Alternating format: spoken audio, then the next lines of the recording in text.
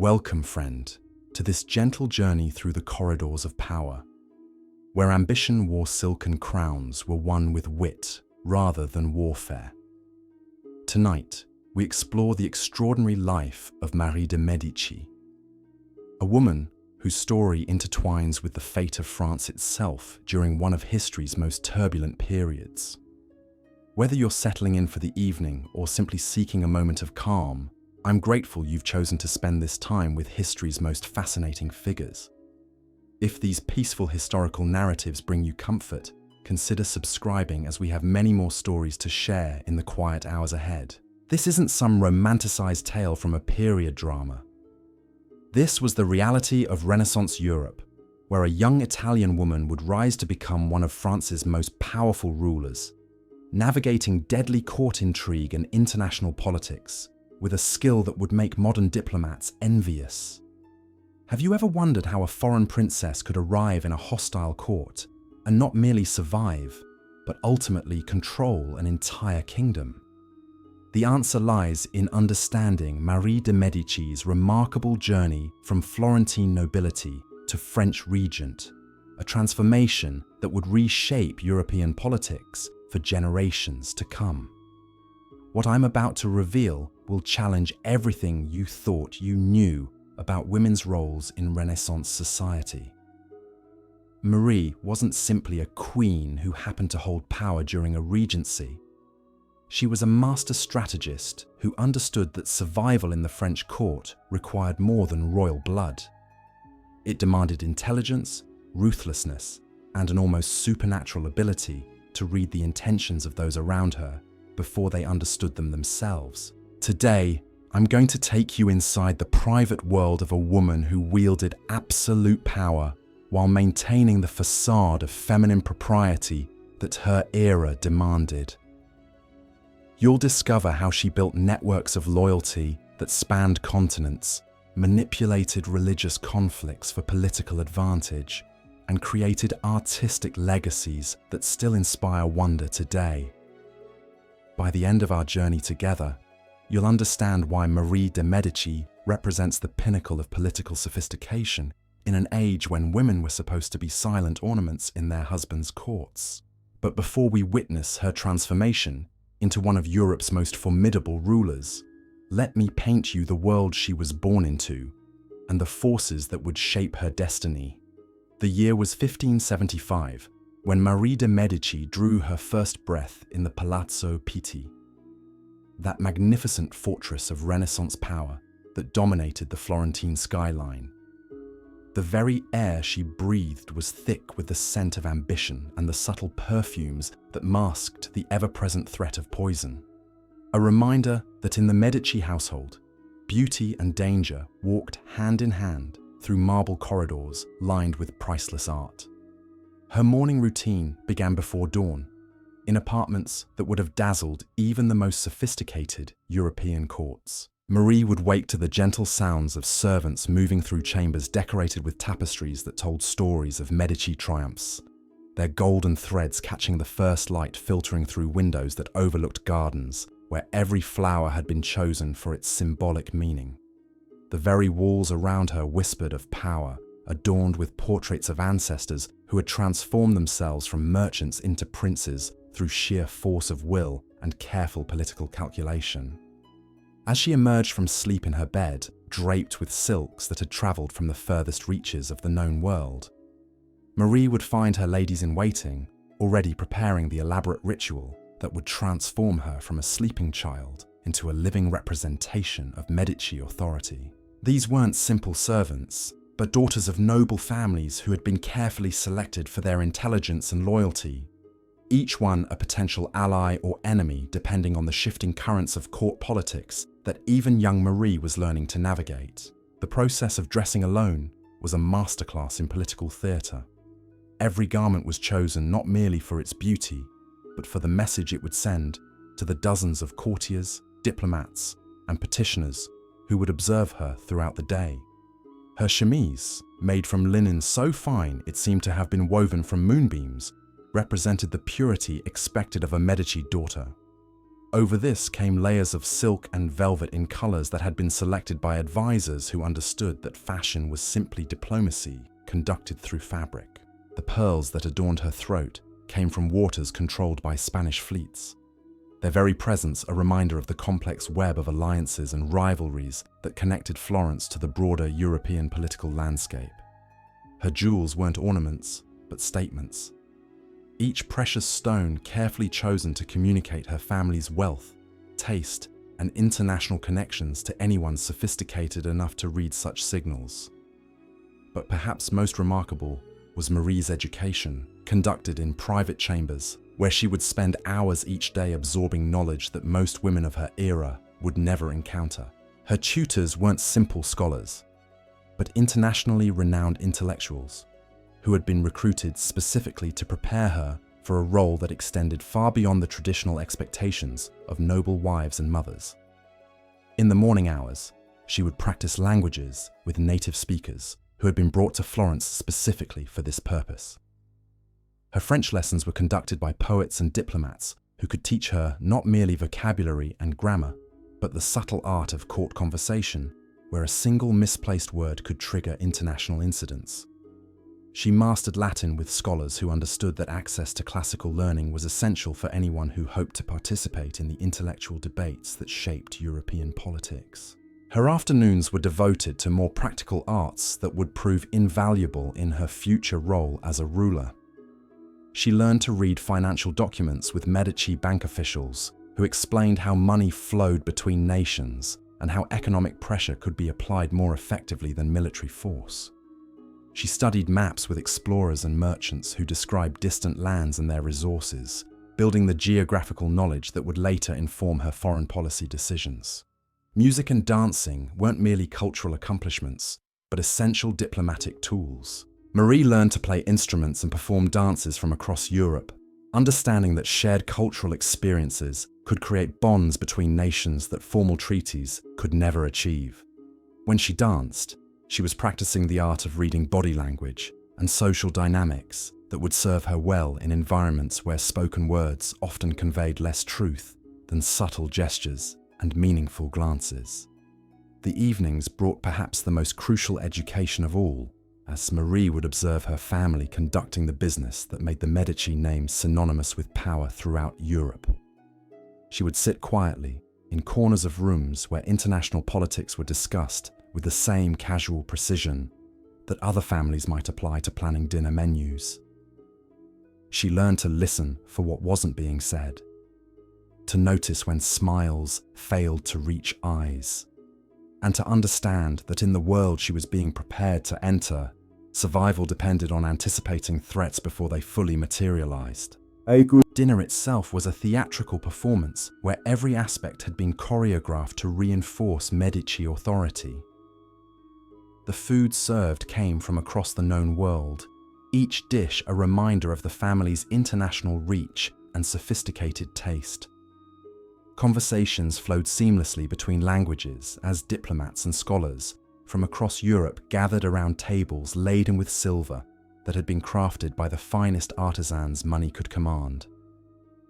Marie learned to participate in these conversations with a skill that amazed even experienced courtiers. She could discuss philosophy with papal nuncios, debate military strategy with condottieri, and analyze poetry with writers whose works were read in courts from London to Constantinople. But more importantly, she learned to do all of this while maintaining the appearance of feminine modesty that her society demanded, mastering the delicate art of wielding influence while appearing to defer to male authority. The gardens of the Palazzo Pitti became her laboratory for understanding human nature. As she walked among fountains and carefully manicured landscapes, she would encounter visitors from across Europe who had come to seek Medici favor or alliance. She learned to read their intentions through observation, noting how their posture changed when they thought they were unobserved, listening to conversations that revealed their true priorities and fears. These garden encounters taught her that politics was ultimately about understanding what motivated different people and how those motivations could be influenced or exploited.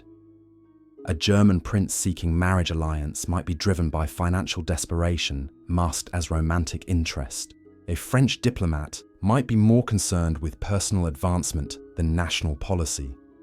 A papal representative might be pursuing private vendettas while claiming to serve divine will. As night fell over Florence, Marie would retire to her private chambers, where she would reflect on the day's lessons and prepare for the challenges that tomorrow would bring. She understood that her education was preparing her for something far greater than the traditional role of a noble wife, though the exact nature of that destiny remained unclear even to her sophisticated tutors. The books that lined her private study revealed the breadth of her intellectual preparation. Works of history taught her how previous rulers had gained and lost power. Philosophical treatises provided frameworks for understanding justice, authority, and the relationship between rulers and subjects. Religious texts from multiple traditions gave her insight into the spiritual beliefs that motivated different populations, and how those beliefs could be channeled toward political ends. But perhaps most revealing were the private letters and diplomatic reports that she was allowed to read. Documents that provided unvarnished accounts of contemporary European politics. Through these papers, she learned that the glittering world of royal courts was built on foundations of constant negotiation, threat, and compromise. She discovered that even the most powerful monarchs lived with daily fears about succession, rebellion, and foreign invasion. The intelligence networks that brought this information to Florence were themselves marvels of Renaissance sophistication. Merchants, scholars, artists, and clergy all served as informal agents who gathered information about political developments across Europe. Marie learned to piece together these reports like a puzzle, understanding how seemingly unrelated events in distant kingdoms could ultimately affect Italian politics and Medici interests. This education in espionage would prove invaluable as Marie began to understand that information was the most precious currency in Renaissance Europe. She learned to cultivate her own sources among the servants and courtiers who moved freely between the great houses of Italy, gathering whispers and rumors that often proved more valuable than official diplomatic correspondence. A kitchen maid might overhear conversations about military preparations, while a seamstress could report on which noble families were ordering mourning clothes in anticipation of deaths that hadn't yet occurred. The winter months brought different rhythms to Marie's education, as the shortened days created more intimate settings for the most sensitive lessons.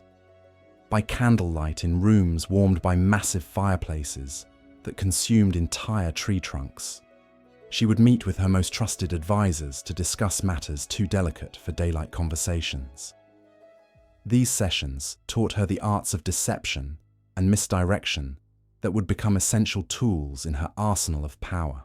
She practiced the subtle craft of appearing to agree while actually committing to nothing, of making promises that could be interpreted multiple ways, and of delivering threats disguised as compliments.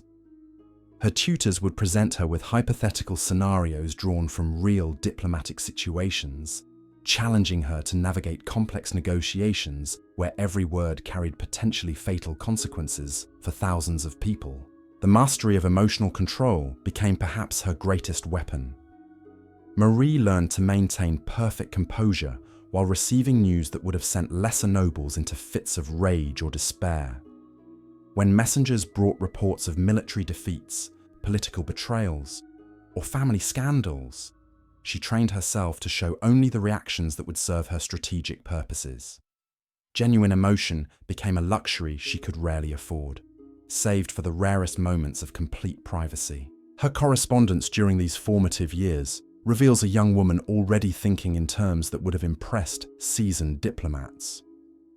Letters to relatives across Europe were crafted with layers of meaning that allowed different readers to extract different messages depending on their level of access to Medici codes and ciphers. A single paragraph might appear to discuss fashion trends, while actually conveying intelligence about troop movements or marriage negotiations. The artistic patronage that surrounded Marie's upbringing wasn't merely cultural refinement, but another form of political education. She learned to commission works that would communicate messages to audiences who couldn't read, but could interpret symbolic imagery. A painting of a mythological scene might actually be a coded commentary on contemporary political events, while the choice of artists and subjects sent signals about the Medici family's alliances and aspirations. Musicians and poets who gathered in her chambers weren't simply entertainers, but sophisticated propagandists whose works would spread across Europe, carrying carefully crafted messages about Medici power and virtue. Marie learned to shape these cultural productions to serve her family's interests, while maintaining the appearance of disinterested patronage of the arts. The religious observances that punctuated her days provided another venue for political education. Marie attended masses where the congregations included diplomats and merchants from across the known world, and she learned to use these supposedly sacred occasions for intelligence gathering and relationship building. The confessional booth became a place where information could be exchanged under the protection of religious confidentiality, while charitable activities provided opportunities to build networks of loyalty among populations who might prove useful during times of crisis. Her confessor, carefully chosen for his political sophistication as well as his spiritual authority, taught her to navigate the complex relationship between religious duty and political necessity. She learned when pious action could serve strategic purposes and when pragmatic decisions might require seeking religious justification after the fact. This education in the practical applications of faith would prove essential when she later faced situations where religious and political considerations pulled in opposite directions. The seasonal celebrations that marked the Florentine calendar became elaborate rehearsals for the public performances that would define her later career. During Carnival, Marie learned to use masks and costumes not merely for entertainment, but as tools for conducting sensitive negotiations under cover of festival anonymity. Religious processions taught her how public ceremonies could be choreographed to demonstrate power, while appearing to serve purely spiritual purposes. Wedding celebrations for relatives and allies provided opportunities to observe the intricate negotiations that preceded such unions, teaching Marie that marriage was the ultimate diplomatic tool in Renaissance politics. She learned to evaluate potential spouses not for their personal qualities, but for the political advantages their family connections might provide. Love, if it existed at all, was a luxury that could only be indulged if it happened to align with strategic necessity. The hunting expeditions that took the Medici court into the Tuscan countryside weren't simply recreational activities, but military exercises disguised as sport. Marie learned to read terrain with the eye of a general, understanding how geographical features could be exploited for defensive or offensive advantage. She practiced the skills of leadership by commanding groups of courtiers during these expeditions, learning to inspire loyalty and coordinate complex activities under challenging conditions. These outdoor adventures also provided opportunities for the most sensitive political discussions, as the open air and constant movement made eavesdropping nearly impossible. Some of the most crucial decisions affecting European politics were made during apparently casual conversations, while pursuing deer through ancient forests, with the sounds of hoofbeats and hunting horns masking words that could topple kingdoms. The medical knowledge that Marie acquired wasn't limited to the herbs and remedies that noble ladies traditionally studied. She learned to recognize the symptoms of various poisons, understand the effects of different drugs on human behavior, and master the preparation of substances that could heal or harm depending on dosage and application. This knowledge was presented as necessary for managing household health, but Marie understood its potential applications in the deadly games of court intrigue. Her study of different languages extended beyond mere communication to encompass the subtle cultural codes that governed behavior in various European courts. She learned that what constituted polite behavior in Florence might be considered aggressive in France, while actions that demonstrated strength in German courts could be interpreted as weakness in Spanish circles. This cultural fluency would prove invaluable when she later needed to navigate the treacherous waters of international diplomacy. The financial education that Marie received from Medici banking experts taught her to think in terms of economic warfare long before military conflict became necessary. She learned how to manipulate currency exchange rates, control trade routes, and use debt as a weapon more effective than armies. The ledgers and account books that filled her private study contained lessons in power that no university could have provided. As she approached her 20th year, Marie had been transformed from a Florentine princess into something unprecedented in European history, a woman fully prepared to wield supreme political power with all the sophistication that such responsibility demanded. Her education had been completed not through formal graduation, but through the gradual assumption of real responsibility for Medici interests and decision-making.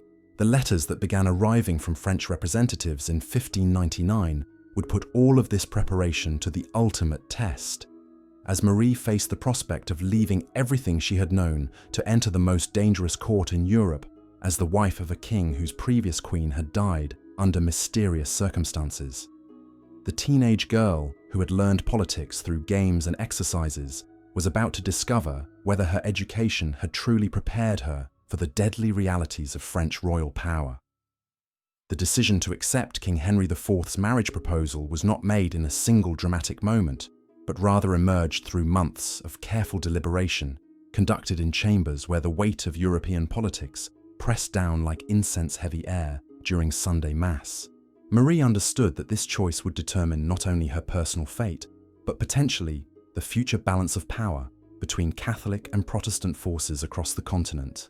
The French delegation that arrived in Florence during the autumn of 1599 came bearing gifts that spoke volumes about their king's intentions and expectations. The jewelry they presented wasn't merely ornamental but carried encoded messages about French royal traditions and the role Marie would be expected to fulfill. Each pearl and precious stone had been selected to communicate specific ideas about queenly virtue, while the craftsmanship itself demonstrated the level of artistic sophistication that characterized the French court. The marriage contract negotiations revealed the true complexity of what appeared to be a simple romantic union. Marie's dowry wasn't just money, but included trading rights that would affect commerce throughout the Mediterranean, political agreements that would influence papal policy for decades, and military commitments that could draw Florence into conflicts spanning from the Netherlands to the Ottoman frontier. Every clause had been crafted by legal experts who understood that royal marriages were essentially international treaties disguised as personal relationships. During these negotiations, Marie demonstrated the political acumen her education had developed.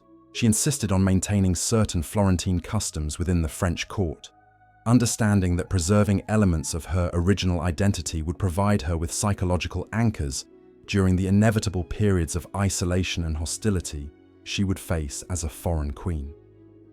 She negotiated for the right to bring specific advisors and servants whose loyalty to her personally exceeded their obligations to French interests. Most importantly, she secured agreements about her potential role as regent should circumstances require her to govern in place of future heirs who might be too young to rule. This provision, buried deep within legal documents that most observers dismissed as routine, would prove to be the foundation of her eventual rise to supreme power. Marie understood that queens who failed to plan for widowhood often found themselves powerless when their husbands died, regardless of their intelligence or political skills. The months of preparation that followed her acceptance of Henry's proposal transformed the Palazzo Pitti into a diplomatic headquarters where representatives from across Europe gathered to witness the creation of new alliances. Marie's wedding wasn't simply a personal celebration, but a geopolitical event that would reshape the balance of power between Catholic and Protestant nations, between French and Spanish interests, and between the old feudal order and the emerging modern state system. Her trousseau alone required the coordination of artisans from across Italy and beyond. The gowns she would wear weren't merely clothing, but diplomatic costumes designed to communicate messages about her taste, wealth, and cultural sophistication to French courtiers who would be evaluating her fitness to represent their nation. Each garment told a story about Italian artistic achievement, while incorporating French stylistic elements that demonstrated her willingness to adapt to her new homeland's traditions. The The books that accompanied her to France revealed the intellectual foundation she would draw upon during her reign. Works of political philosophy provided frameworks for understanding royal authority, while historical chronicles offered examples of how previous queens had navigated similar challenges. Religious texts from both Catholic and Reformed traditions would help her manage the religious tensions that continued to divide French society, despite Henry's conversion to Catholicism. Her private correspondence during this period shows a young woman already thinking like a ruler, rather than simply a bride. Letters to relatives and allies across Europe established communication networks that would prove invaluable during future crises. She cultivated relationships with merchants and bankers who could provide intelligence about economic conditions and political developments throughout the continent, understanding that information would be her most valuable resource in an environment where she could trust no one completely. The journey from Florence to France became itself a diplomatic mission, as Marie's entourage stopped at courts throughout northern Italy and eastern France to meet with nobles whose support might prove crucial during difficult periods.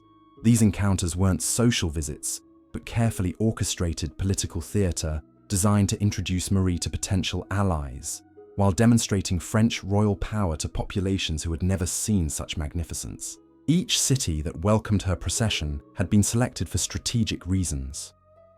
Local nobles were evaluated as potential sources of support during future conflicts, while economic relationships were established that would provide alternative sources of funding should she ever find herself at odds with French treasury officials.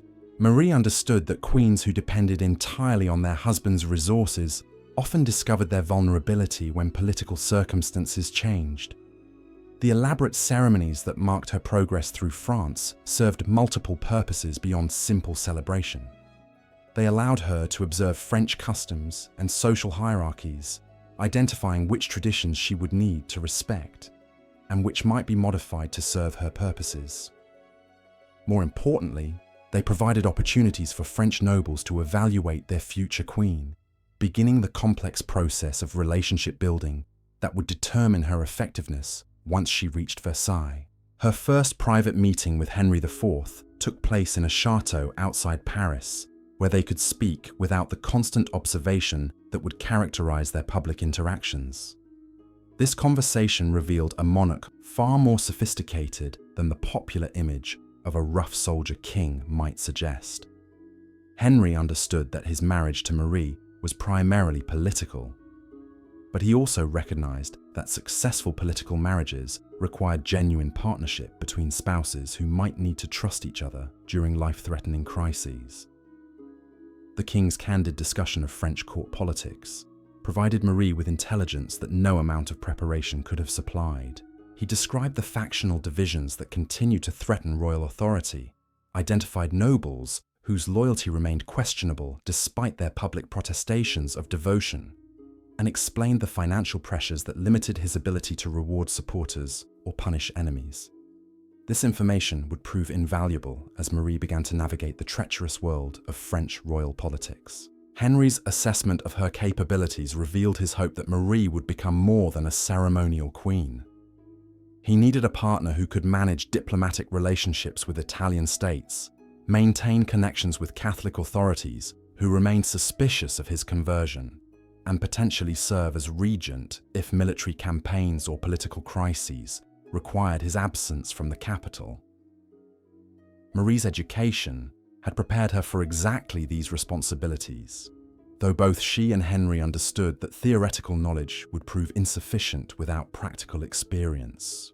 The wedding ceremony itself, celebrated at Lyon in December 1600, represented the culmination of months of planning that had involved not just French and Italian authorities, but diplomatic representatives from across Europe.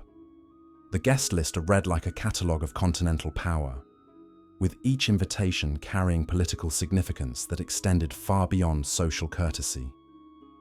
Attendance at the ceremony signaled approval of the alliance, while absence communicated diplomatic messages that could affect international relationships for years to come.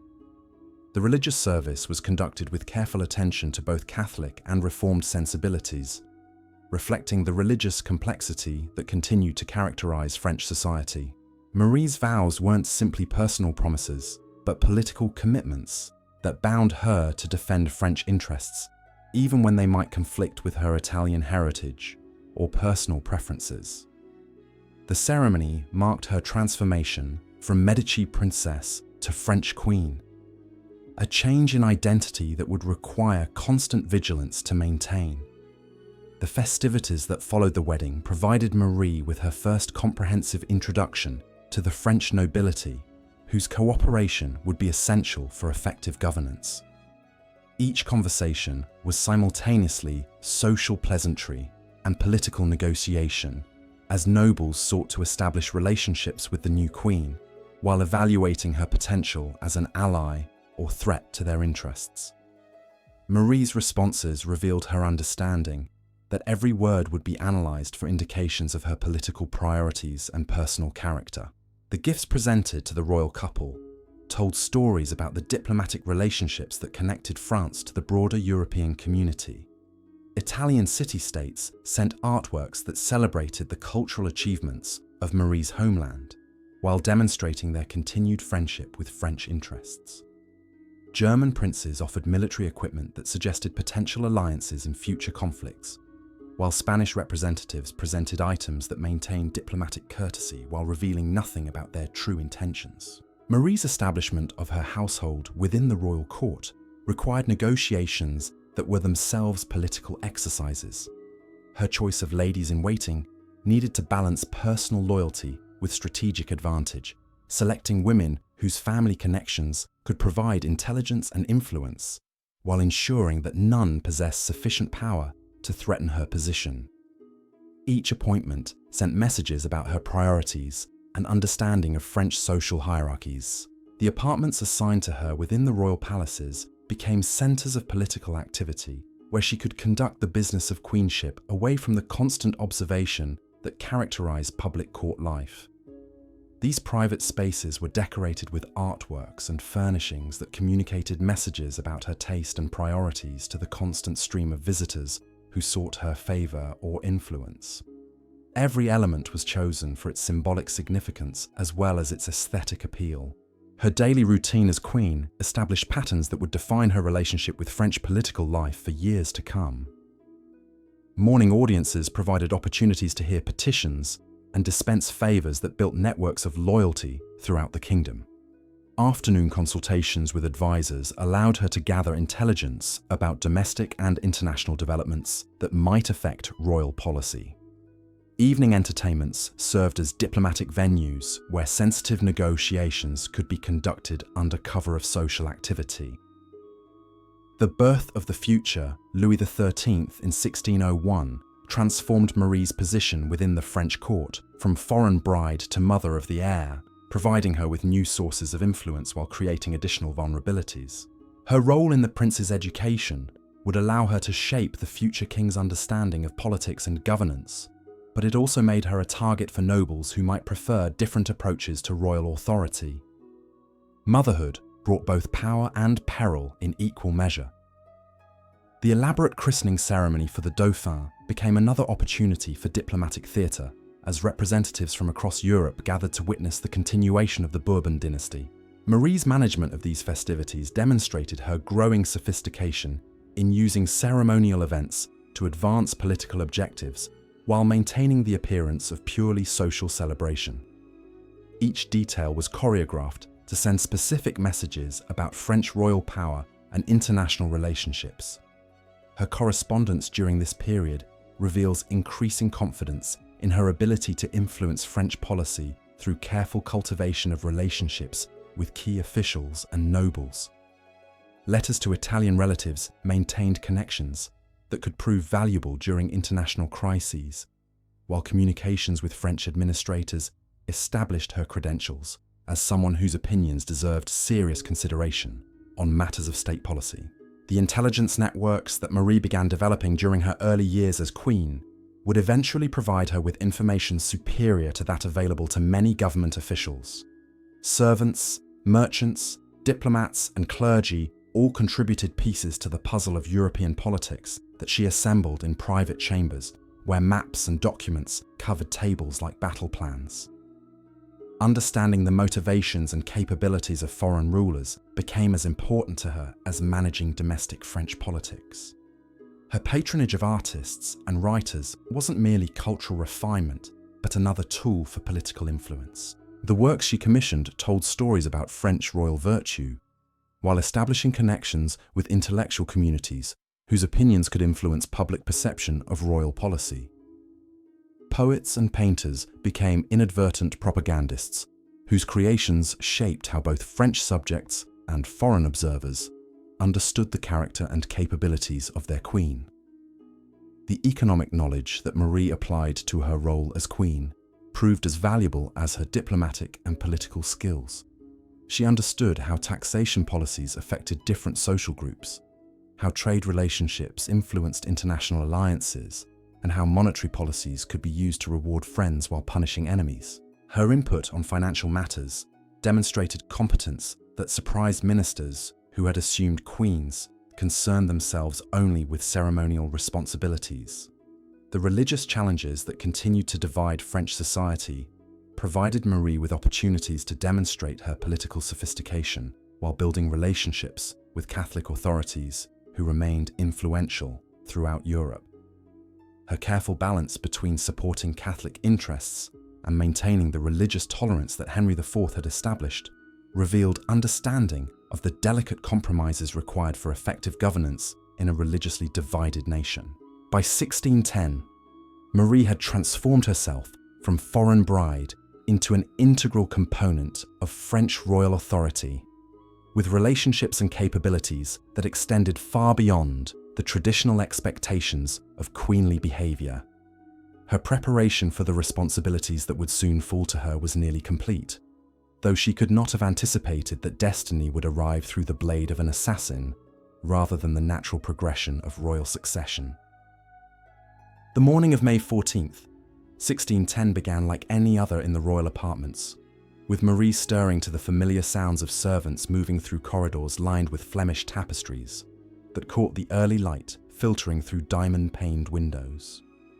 She could not have known that before the sun reached its zenith, an assassin's knife would transform her from queen consort into the most powerful woman in Europe, thrust into a role that would test every skill she had spent decades perfecting.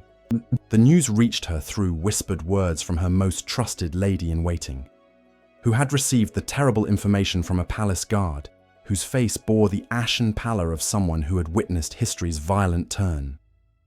King Henry IV was dead, struck down by François Ravaillac, while his carriage moved through the crowded streets of Paris. The blade had found its mark with deadly precision, ending not just a life but an era, leaving France in the hands of a 9-year-old boy and the Italian woman who would now rule in his name. Marie's immediate response revealed the depth of her political preparation.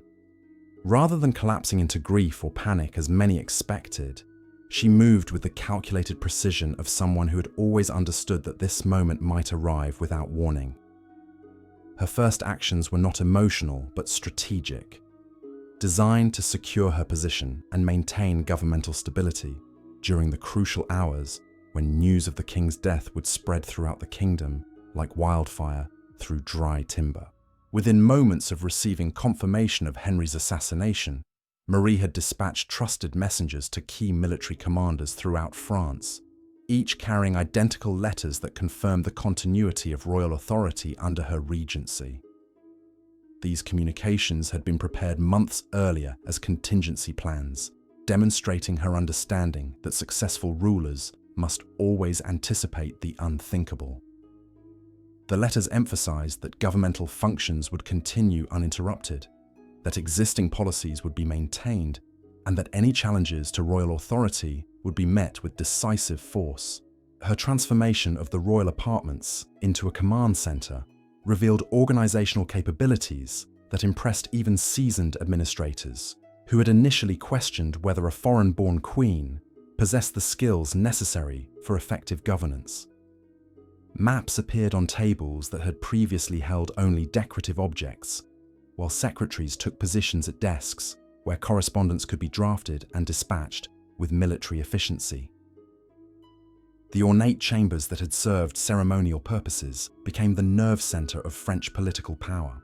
The stream of officials, nobles, and foreign diplomats who sought audiences during those first critical days found themselves confronting a woman whose composure and decisiveness contrasted sharply with the chaos that many had expected to accompany such a dramatic transition. Marie received each visitor with careful attention to their individual concerns and capabilities, demonstrating her comprehensive understanding of the complex web of relationships that held French society together during times of crisis. Her management of the young Louis XIII during this period required extraordinary delicacy, as she needed to maintain his legitimacy as king while exercising the practical authority of regency. The 9-year-old boy who had lost his father needed comfort and stability, but the kingdom required a ruler who could make difficult decisions without hesitation. Marie created elaborate ceremonies that honored Louis as monarch while establishing clear protocols for how governmental authority would actually function during his minority. The coronation arrangements she orchestrated for young Louis demonstrated her sophisticated understanding of political theatre and its role in maintaining royal legitimacy.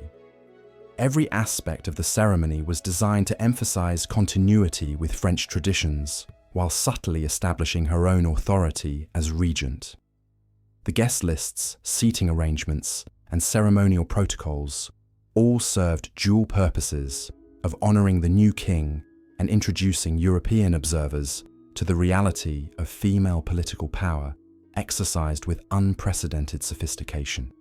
Foreign diplomats who attended these ceremonies sent reports to their respective courts that revealed both surprise and grudging admiration for Marie's political capabilities. Venetian ambassadors noted her masterful handling of complex protocol issues that had the potential to create diplomatic incidents. Spanish representatives acknowledged her skillful management of religious ceremonies that satisfied Catholic expectations while maintaining the delicate religious balance that Henry IV had established. The financial challenges that confronted Marie during her early regency tested the economic knowledge she had acquired through years of study with Medici banking experts. France's treasury had been depleted by military campaigns and ambitious building projects, while tax collection systems remained inefficient and sometimes corrupt. Her reforms to governmental accounting procedures revealed both the scope of financial problems and her capacity to implement solutions that improved both revenue collection and administrative efficiency.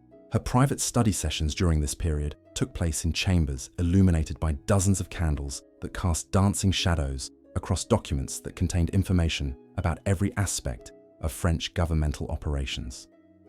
She would spend hours each evening reviewing reports from provincial administrators, analyzing military expenditures, and studying diplomatic correspondence that provided intelligence about foreign intentions and capabilities.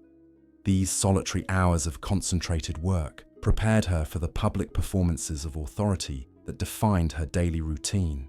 The morning audiences she conducted became legendary for their efficiency and fairness, as petitioners discovered that the regent possessed both comprehensive knowledge of their concerns and the authority to provide meaningful responses. Merchants seeking resolution of trade disputes found themselves addressing someone who understood international commerce better than many officials whose entire careers had been devoted to such matters. Religious leaders discovered that their theological arguments were met with sophisticated counter-arguments drawn from extensive study of both Catholic and Reformed traditions. Her afternoon councils brought together the most experienced administrators in French government for discussions that revealed the breadth of challenges facing the kingdom and the sophistication of Marie's approach to addressing them. Military commanders found their strategic recommendations subjected to analysis that demonstrated genuine understanding of logistics, supply requirements, and tactical considerations. Financial ministers discovered that their budget proposals were examined with attention to detail that exceeded their own understanding of fiscal implications. The diplomatic receptions that filled her evenings provided opportunities for the most delicate aspects of international relations, as foreign representatives sought to understand how France's policies might change under female leadership, while Marie worked to maintain existing alliances and explore new diplomatic possibilities. These conversations required extraordinary skill, as each word was analyzed for indications of weakness or strength that could affect relationships between nations. Her private correspondence during this period reveals a woman operating simultaneously on multiple levels of political complexity. Letters to Italian relatives maintained family relationships while gathering intelligence about Habsburg military preparations and papal political intentions. Communications with German princes explored potential alliances while assessing the military balance between Catholic and Protestant forces. Messages to English representatives maintained diplomatic courtesy while probing for opportunities to influence British policy regarding continental European conflicts. The intelligence networks that Marie expanded during her regency created information-gathering capabilities that rivaled those of any European power. Merchants traveling between major cities carried messages and observations that provided early warning of political developments throughout the continent. Scholars and artists moving between courts gathered cultural intelligence that revealed the personalities and preferences of foreign rulers, whose cooperation might prove essential during future crises. Her management of French noble families required constant attention to the shifting alliances and personal ambitions that could either strengthen or threaten royal authority. The great houses of France each possessed regional power bases, military capabilities, and international connections that made them potential allies or dangerous enemies, depending on how their interests aligned with royal policy. Marie's approach to these relationships combined traditional rewards and punishments with innovative diplomatic techniques that had never before been applied to domestic French politics. The religious tensions that continue to simmer throughout French society provided Marie with both opportunities and challenges as she worked to maintain the delicate balance between Catholic and Protestant interests that Henry IV had established. Her own Catholic faith provided credibility with religious authorities, but her political pragmatism allowed her to continue policies of religious tolerance that served broader governmental interests even when they conflicted with theological preferences. The artistic patronage that flourished during Marie's regency wasn't merely cultural refinement, but served strategic purposes that enhanced both her personal reputation and French international prestige.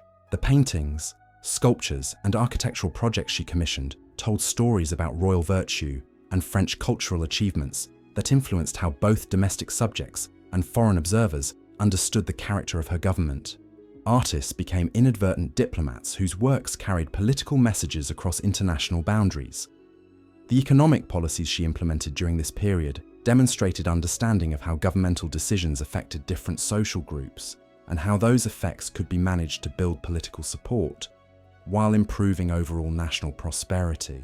Tax reforms that reduced burdens on farmers and artisans while ensuring adequate revenue for governmental operations revealed sophisticated grasp of fiscal policy that impressed even skeptical ministers who had initially questioned her qualifications for such responsibilities. Her approach to military affairs combined traditional French strategic thinking with innovative concepts drawn from her study of Italian military theorists and her observation of successful campaigns throughout Europe. The reforms she initiated in military organization, training, and supply systems improved French defensive capabilities while reducing costs that had previously strained the royal treasury beyond its capacity to sustain extended conflicts.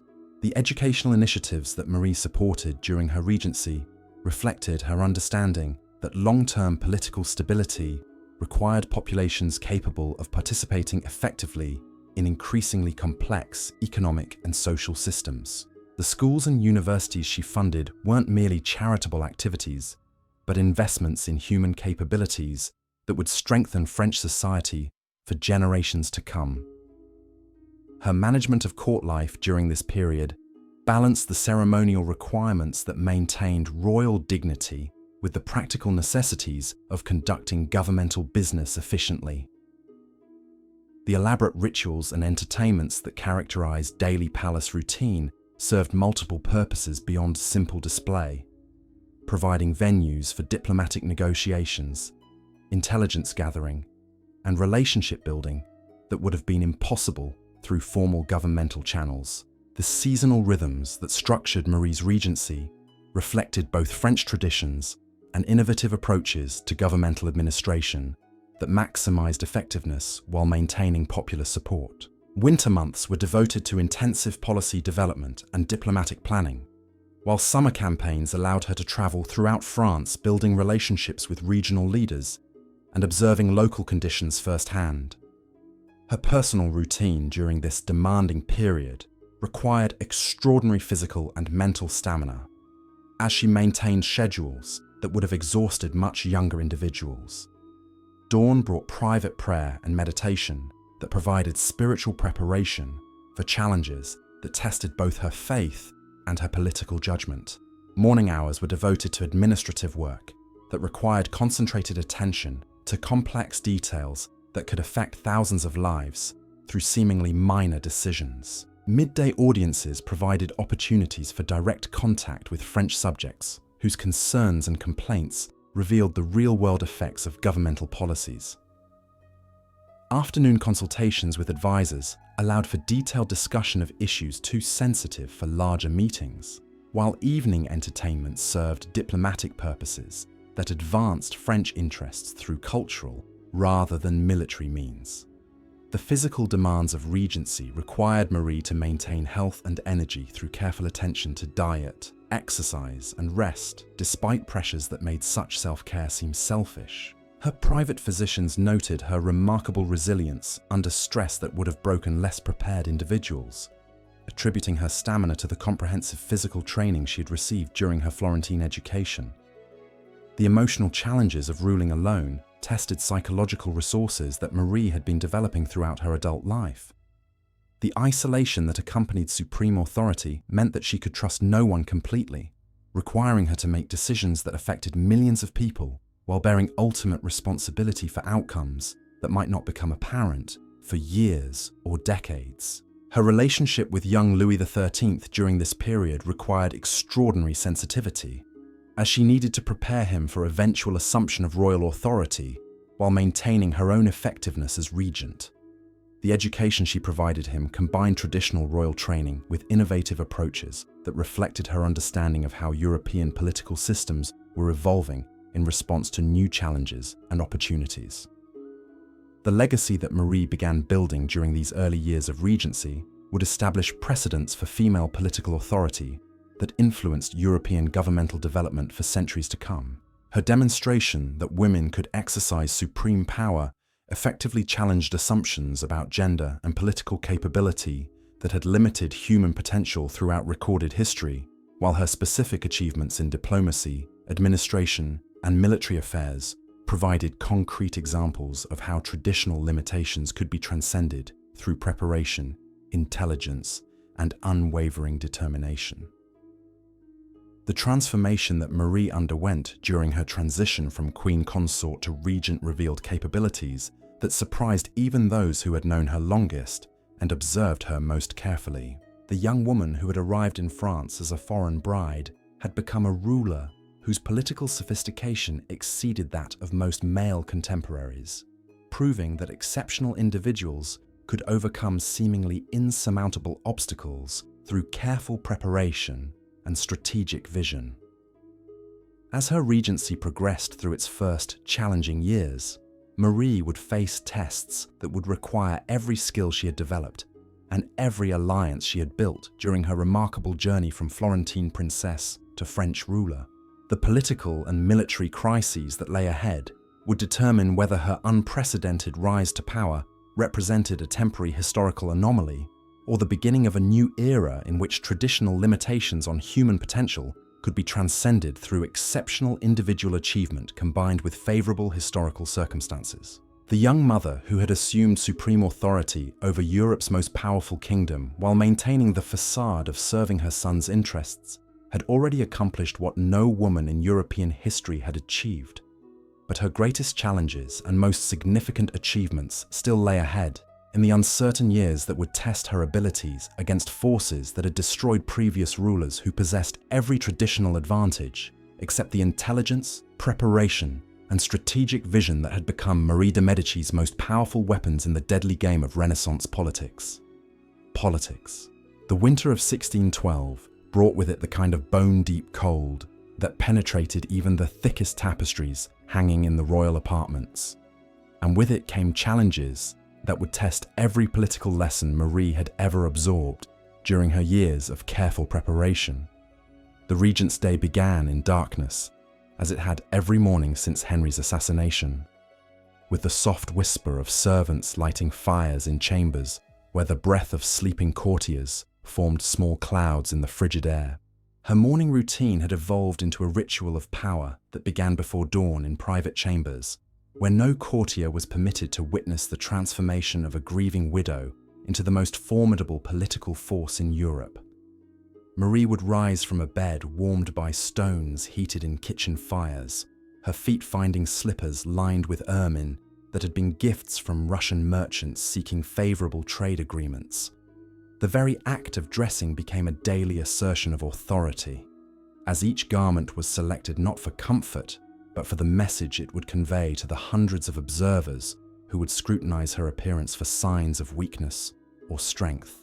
The chemise of finest Flemish linen spoke of wealth that transcended mere royal allowances, while the stays that followed were reinforced with whalebone that had travelled from waters controlled by Dutch merchants whose loyalty could shift with political winds. Over these came layers of silk whose colours had been chosen by advisors who understood that fashion was simply another form of diplomatic communication, each shade carefully selected to influence the mood and expectations of those who would seek her favour throughout the coming day. Her jewels were chosen with the precision of a general selecting weapons for battle. The pearls adorning her throat came from waters off the Spanish coast, their very presence a reminder of the complex relationship between France and the Habsburg domains. The emeralds at her ears had been mined in territories controlled by German princes whose military support might prove essential if religious wars erupted again across Central Europe. Each precious stone carried political weight that extended far beyond mere decoration. The private oratory where Marie conducted her morning prayers had become a sanctuary where she could shed the mask of absolute composure that public life required. Here, surrounded by religious artwork that depicted saints who had endured persecution and martyrdom, she could acknowledge the fears and doubts that accompanied supreme authority while drawing spiritual strength for the challenges that each day inevitably brought. Her prayers were not merely ritual observances, but strategic consultations with divine authority that helped her navigate moral complexities that had no clear solutions. The letters that awaited her attention each morning arrived from across the known world, carried by messenger networks that rivaled those of any intelligence service. Correspondents from Italian city-states brought news of papal political maneuvering and Habsburg military preparations. Messages from German courts provided intelligence about Protestant military alliances and Catholic counter-movements. Reports from English representatives revealed the shifting calculations that governed British foreign policy regarding continental European conflicts. Each letter required careful analysis that went far beyond its surface content. Marie had learned to read between lines written by diplomats whose careers depended on conveying information while maintaining plausible deniability about sensitive intelligence. A casual mention of weather conditions might actually describe military preparations, while discussions of agricultural concerns could contain warnings about economic warfare designed to destabilize French trade relationships. The morning audiences that followed her private preparations transformed the ornate reception chambers into theatres where the business of governing Europe's most powerful kingdom was conducted with elaborate ceremony that masked deadly serious political calculations. The first petitioners of each day were carefully selected to establish the tone for subsequent proceedings, their concerns and requests chosen to demonstrate either royal mercy or royal authority depending on the political messages Marie intended to communicate. Merchants seeking resolution of trade disputes found themselves addressing a woman whose understanding of international commerce exceeded that of many officials whose entire careers had been devoted to such matters. she could discuss fluctuations in grain prices that affected relationships with Baltic kingdoms, analyze the implications of monetary policies that influenced Italian banking, and evaluate the strategic importance of trading routes that connected France to markets from London to Constantinople. Provincial administrators who travelled to court seeking guidance or resources discovered that the regent possessed detailed knowledge of local conditions throughout the kingdom that often surpassed their own understanding of regional dynamics. She knew which noble families controlled key river crossings, understood how seasonal weather patterns affected agricultural production, and could predict how religious tensions might influence local political loyalties during times of crisis. Military commanders who requested audiences found their strategic recommendations subjected to analysis that demonstrated genuine comprehension of logistics, supply requirements, and tactical considerations that many professional soldiers had never fully grasped. Marie could evaluate the defensive capabilities of frontier fortifications, assess the reliability of mercenary companies available for hire, and understand how diplomatic relationships affected military alliance possibilities throughout Europe. The afternoon councils that brought together France's most experienced administrators revealed the sophisticated approach Marie had developed for managing governmental complexity that would have overwhelmed less prepared rulers. These meetings took place in chambers where maps covered every wall, their surfaces marked with coloured pins that indicated military positions, trade routes, diplomatic relationships, and intelligence sources that provided early warning of potential threats to French interests. The discussions that filled these council sessions ranged across every aspect of governmental responsibility, from the mundane details of tax collection procedures to the grand strategic questions that would determine France's position in the evolving European balance of power. Marie's participation in these conversations demonstrated her mastery of subjects that traditionally had been considered beyond female comprehension, while her questions revealed analytical capabilities that impressed even skeptical ministers who had initially questioned her qualifications for such responsibilities. Financial matters received particular attention during these sessions, as Marie applied the economic knowledge she had gained through years of study with Medici banking experts to the challenge of managing a royal treasury that had been depleted by military campaigns and ambitious construction projects.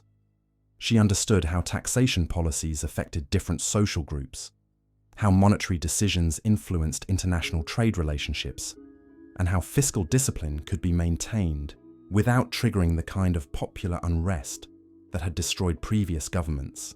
The intelligence reports that formed the foundation of these policy discussions came from networks that Marie had been building since her earliest days as queen consort.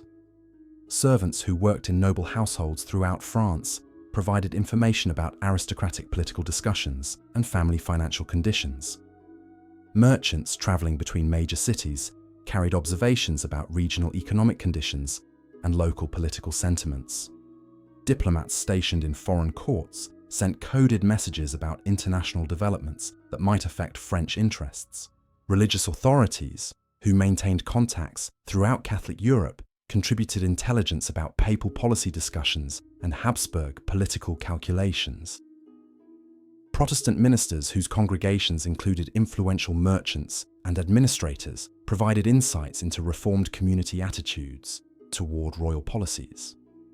Even artists and scholars moving between courts gathered cultural intelligence that revealed the personalities and preferences of foreign rulers, whose cooperation might prove essential during future crises. The evening entertainments that concluded each day served diplomatic purposes that were as important as the formal negotiations conducted during daylight hours. These gatherings brought together foreign representatives, French nobles, and international visitors in settings where sensitive discussions could take place under cover of social activity. The musicians who provided entertainment often carried messages between different political factions, while the poetry recitations included coded communications that only sophisticated audiences could fully understand. The elaborate dinners that accompanied these evening functions were themselves diplomatic exercises, where seating arrangements communicated political messages about royal favour and international relationships. The food served came from across the known world. each dish selected to demonstrate French wealth and cultural sophistication, while providing conversation topics that could facilitate relationship building between potential allies who might never have had opportunities to meet through formal governmental channels. The wines that flowed throughout these gatherings had been chosen not merely for their quality, but for their political significance. French vintages demonstrated domestic agricultural prosperity, while imported selections revealed the international trading relationships that connected the French court to markets throughout Europe and beyond. Even the choice of goblets carried symbolic weight, as vessels crafted by different artisans could honor specific regions or cultural traditions in ways that strengthened diplomatic bonds. The conversations that filled these evening hours required extraordinary skill from Marie, who needed to participate meaningfully in discussions ranging from theological philosophy to military strategy, while maintaining the careful balance between authority and femininity that her political position required. She could debate classical literature with papal nuncios, analyze economic theory with merchant princes, and discuss military tactics with professional soldiers, all while appearing to defer to male authority in ways that satisfied traditional expectations, without actually compromising her decision-making power. The private conferences that often followed these public entertainments took place in small chambers where the most sensitive aspects of international relations could be addressed without the observation that characterized larger gatherings. These intimate meetings allowed Marie to explore diplomatic possibilities that were too delicate for formal negotiations, while building personal relationships with foreign representatives whose influence could prove crucial during future crises. The intelligence she gathered during these evening activities supplemented the formal reports that filled her morning correspondence, providing insights into personality dynamics and cultural factors that could not be conveyed through official diplomatic channels. Understanding whether a particular ambassador was motivated by personal ambition or genuine national loyalty could determine the success or failure of complex negotiations that affected relationships between kingdoms. The seasonal rhythms that structured court life during Marie's regency reflected both French traditions and innovative approaches to governmental administration that maximized political effectiveness while maintaining the ceremonial dignity that royal authority required. Winter months brought intensive policy development sessions where major governmental initiatives were planned and diplomatic strategies were refined through detailed analysis of international conditions and domestic capabilities. Spring arrivals of foreign delegations transformed the court into a center of international diplomacy, where relationships between European powers were negotiated through elaborate ceremonies that combined political substance with cultural celebration. These events required months of preparation that involved not just French officials, but also representatives from across the continent who contributed to planning processes that ensured appropriate recognition of different national traditions and diplomatic protocols. Summer progresses through the French countryside allowed Marie to maintain direct contact with regional populations, while observing local conditions that could not be understood through written reports alone. These journeys served multiple purposes beyond simple royal visibility, providing opportunities for intelligence gathering, relationship building with provincial nobles, and assessment of military defensive capabilities that might prove crucial if external threats materialized. Autumn harvests brought economic assessments that informed fiscal planning for the coming year, as Marie reviewed agricultural production reports that affected both domestic food security and international trade relationships. These evaluations required understanding of how weather patterns, military conflicts, and diplomatic relationships influenced economic conditions throughout Europe and beyond. The personal toll of maintaining such demanding schedules while bearing ultimate responsibility for decisions that affected millions of people required Marie to develop extraordinary physical and psychological resilience. Her private chambers became refuges where she could temporarily set aside the mask of absolute composure that public life required, acknowledging the fears and doubts that accompanied supreme authority while drawing strength for the challenges that each new day inevitably brought. The The relationship she maintained with young Louis XIII during this period required constant attention to the delicate balance between preparing him for eventual assumption of royal authority while maintaining her own effectiveness as regent.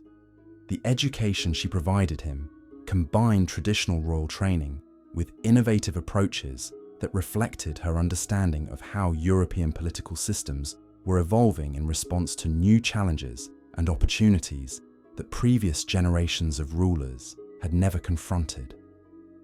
The tutors she selected for the young king were chosen not just for their scholarly qualifications, but for their political sophistication and personal loyalty to her regency government. These individuals understood that their primary responsibility extended beyond simple academic instruction to include shaping Louis's understanding of governmental complexity and international relationships that would define his future reign.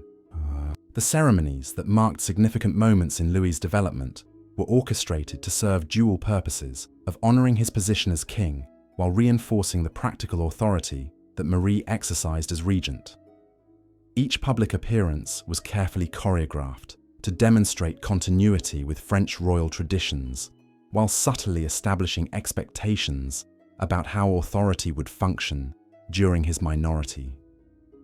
The military training that formed part of Louis's education reflected Marie's understanding that future French kings would need to combine traditional warrior virtues with sophisticated comprehension of evolving military technology and strategic thinking. The weapons masters and tactical instructors she employed were selected for their ability to teach both practical combat skills and theoretical knowledge of warfare that was becoming increasingly complex as European conflicts incorporated new technologies and organizational methods. By 1614, Marie had established governmental systems that functioned with efficiency that impressed even foreign observers, who had initially questioned whether female leadership could provide the stability that France required during such challenging times. Her administrative innovations had improved tax collection, enhanced military readiness, and strengthened diplomatic relationships throughout Europe, while maintaining domestic peace that allowed economic recovery from the disruptions that had followed Henry's assassination. The political coalition she had built during these years of regency included elements that had never before been successfully combined in French governmental history. Traditional Catholic authorities supported her policies, while reformed communities maintained their loyalty to a government that protected their religious freedoms.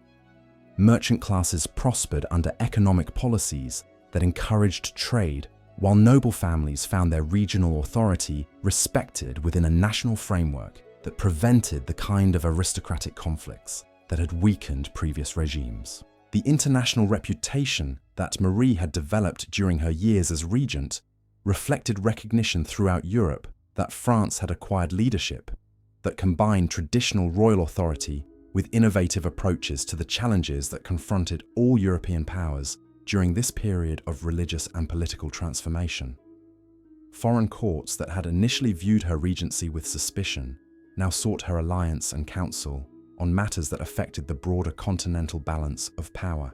The artistic and cultural patronage that flourished during her regency wasn't merely decorative refinement, but served strategic purposes that enhanced French international prestige while providing employment for artists and intellectuals whose works carried political messages across international boundaries. The paintings, sculptures, and architectural projects she commissioned told stories about royal virtue and French cultural achievement that influenced how both domestic subjects and foreign observers understood the character of her government. The legacy that Marie was building through these years of unprecedented female rule would establish precedents that influenced European political development for centuries to come. Her demonstration that women could exercise supreme power effectively challenged fundamental assumptions about gender and political capability, while her specific achievements in diplomacy, administration, and military affairs provided concrete examples of how traditional limitations could be transcended through exceptional preparation and strategic vision. As her regency approached its most challenging phase, With Louis XIII reaching an age where questions about continued female authority would become increasingly difficult to manage, Marie faced the prospect of either voluntarily relinquishing power or finding ways to maintain influence that would not threaten her son's legitimacy as king. The choices she made during this crucial period would determine whether her remarkable achievements represented a temporary, historical anomaly or the foundation for lasting changes in how political authority could be exercised, regardless of traditional gender restrictions. The woman who had transformed herself from foreign bride into Europe's most powerful ruler understood that her greatest tests still lay ahead. As the political and military crises brewing throughout Europe would require every skill she had developed during her extraordinary journey from Florentine princess to French regent. Her preparation was nearly complete, but the ultimate validation of her unprecedented rise to power would come through her response to challenges that would test her abilities against forces that had destroyed previous rulers who possessed every traditional advantage except the intelligence, determination, and strategic vision that had become Marie de Medici's most formidable weapons in the deadly game of international politics. Audible weapons in the deadly game of international politics. The dawn of 1615 brought with it whispers that drifted through the palace corridors like morning mist, carrying rumors that would soon crystallize into the greatest crisis of Marie's regency. As she performed her daily ritual of transformation from private woman to public sovereign, the careful application of cosmetics that had become as essential as armor, she could not have known that powerful forces were already moving against her with the patience of master chess players positioning pieces for a decisive strike.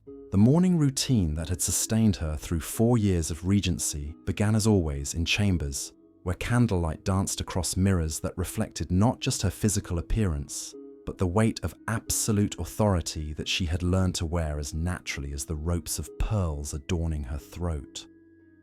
Her ladies-in-waiting moved with practiced efficiency, their silence speaking volumes about the tension that had begun to permeate even the most intimate spaces of royal life. The correspondence that awaited her attention had taken on an increasingly urgent character, with coded messages from intelligence sources throughout Europe warning of military preparations whose purposes remained deliberately obscured. Letters from Italian relatives carried undertones of concern about Habsburg movements along the Alpine passes, while reports from German courts described religious tensions that seemed designed to mask political maneuvering that could threaten the delicate balance Marie had worked so carefully to maintain.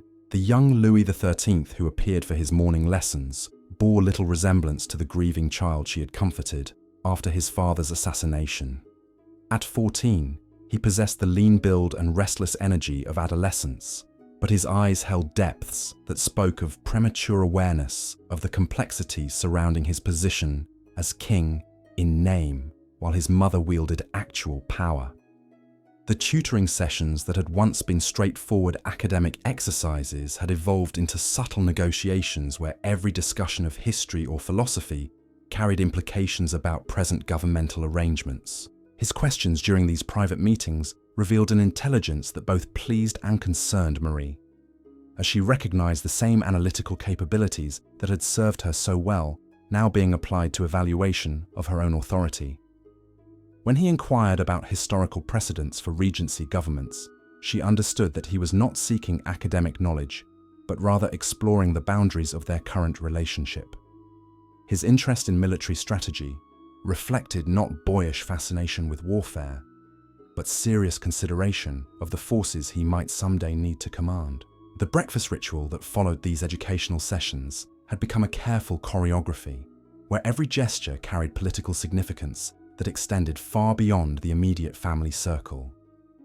The food served spoke of prosperity and international connections, with delicacies from across Europe, demonstrating the diplomatic relationships that sustained French power. Yet the conversations that accompanied these meals required extraordinary delicacy, as Marie navigated between maternal affection and sovereign authority, while Louis tested the limits of both roles. The morning audiences that transformed her private apartments into centers of governmental activity brought a parade of petitioners whose requests revealed the complex pressures building throughout the kingdom. Provincial administrators reported increasing restlessness among noble families, who questioned whether female authority could provide the decisive leadership that France might need if international conflicts erupted.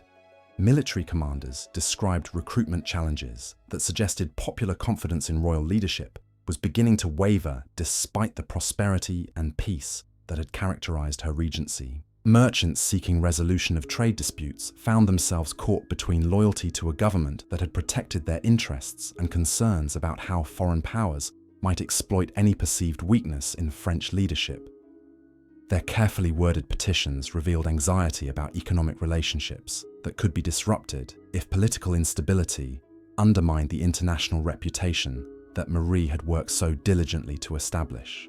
Religious authorities who had supported her policies of tolerance and moderation now brought warnings about extremist movements within both Catholic and Protestant communities that seemed designed to exploit any governmental vulnerability for their own purposes. These reports described underground networks that were spreading propaganda questioning the legitimacy of female rule while proposing alternative arrangements that could serve factional interests rather than national welfare. The intelligence briefings that concluded each morning's formal business painted an increasingly troubling picture of coordinated opposition that extended far beyond domestic French politics. Foreign powers that had initially accepted her regency as a temporary necessity were now exploring opportunities to exploit what they perceived as structural weaknesses in French governmental authority. Habsburg agents were reportedly establishing contact with disaffected French nobles who might be willing to support foreign intervention in exchange for enhanced regional autonomy. The afternoon councils that brought together her most trusted advisors had taken on the character of war planning sessions as Marie confronted the reality that her unprecedented achievements might soon face challenges that would require every skill she had developed during her remarkable rise to power. These meetings took place in chambers where maps covered with colored markers revealed the complex web of alliances and threats that connected French interests to developments throughout Europe and beyond. The financial reports that formed the foundation of these strategic discussions revealed both strengths and vulnerabilities in the governmental systems Marie had refined during her years as regent. Tax revenues had increased substantially through improved collection procedures and economic growth, providing resources that could support military preparations if defensive measures became necessary. However, the costs of maintaining adequate defensive capabilities while preserving the domestic prosperity that supported her popular legitimacy created fiscal pressures that limited her options during any extended crisis. Military assessments prepared by professional commanders who had served under Henry IV described French defensive capabilities with clinical precision that revealed both impressive strengths and concerning weaknesses. The reforms Marie had implemented had improved training, equipment, and organizational efficiency, while reducing costs that had previously strained the royal treasury. Yet these improvements had come at the expense of traditional arrangements that had bound noble families to royal service through personal loyalty rather than professional obligation. The diplomatic correspondence that occupied her evening hours revealed the delicate negotiations required to maintain international relationships while preparing for potential conflicts that could erupt without warning. Messages to Italian city-states emphasized continued friendship, while exploring possibilities for mutual defense against Habsburg expansion. Communications with German princes balanced religious solidarity with practical considerations about military cooperation during hypothetical future conflicts. Letters to English representatives maintained cordial relationships while probing for indications of British attitudes toward continental European conflicts that might affect French security interests. These diplomatic exchanges required extraordinary skill as Marie worked to gather intelligence about foreign intentions while avoiding commitments that could limit her flexibility during rapidly evolving political circumstances. The evening entertainments that had long served diplomatic purposes now took on additional significance as venues where foreign representatives could be observed and evaluated for signs of changing attitudes toward French leadership. The conversations that filled these gatherings required constant vigilance as Marie listened for subtle indications of shifting loyalties or emerging threats that might not be apparent through formal diplomatic channels.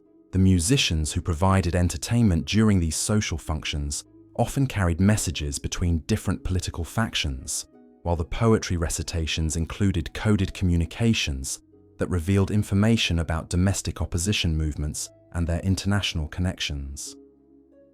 Even the choice of musical selections and literary themes conveyed political messages that sophisticated audiences could interpret as indicators of royal priorities and governmental confidence. The private conferences that followed these public events brought together the most sensitive aspects of intelligence analysis and strategic planning as Marie evaluated threats that were becoming increasingly difficult to distinguish from legitimate political discourse. The line between loyal opposition and treasonous conspiracy had become blurred as sophisticated opponents learned to cloak their activities in language of constitutional principle and governmental reform. The reports from informants embedded within various noble households described conversations that appeared to focus on abstract questions of governmental theory while actually exploring practical possibilities for coordinating resistance to regency authority. These intelligence sources revealed networks of communication that connected disaffected elements throughout France with foreign agents, whose ultimate objectives remained deliberately obscured. The winter months of 1615 brought intensified activity as Marie's opponents prepared for what appeared to be a coordinated challenge to her authority that would test every defensive measure she had established during 4 years of careful preparation. The cold that penetrated even the most heavily fortified royal apartments seemed to carry with it an atmosphere of impending confrontation that affected everyone, from the highest nobles to the humblest servants who maintained the complex machinery of court life. Her personal routine during this period required extraordinary discipline, as she maintained the appearance of confident authority while privately preparing for challenges that could result in civil war or foreign intervention if mishandled.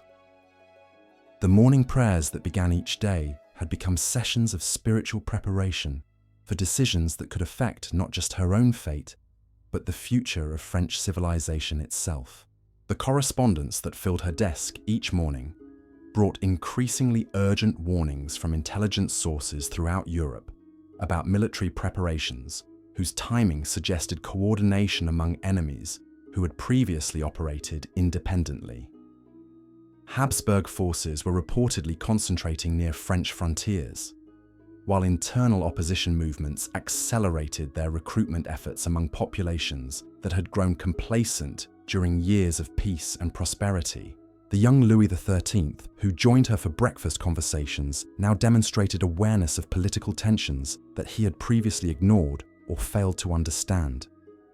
His questions about governmental procedures and historical precedents revealed sophisticated comprehension of the challenges confronting the Regency, while his observations about court dynamics showed analytical capabilities that would have impressed experienced political observers. The relationship between mother and son had evolved into a complex partnership where traditional family affection coexisted with governmental calculations that neither could afford to ignore.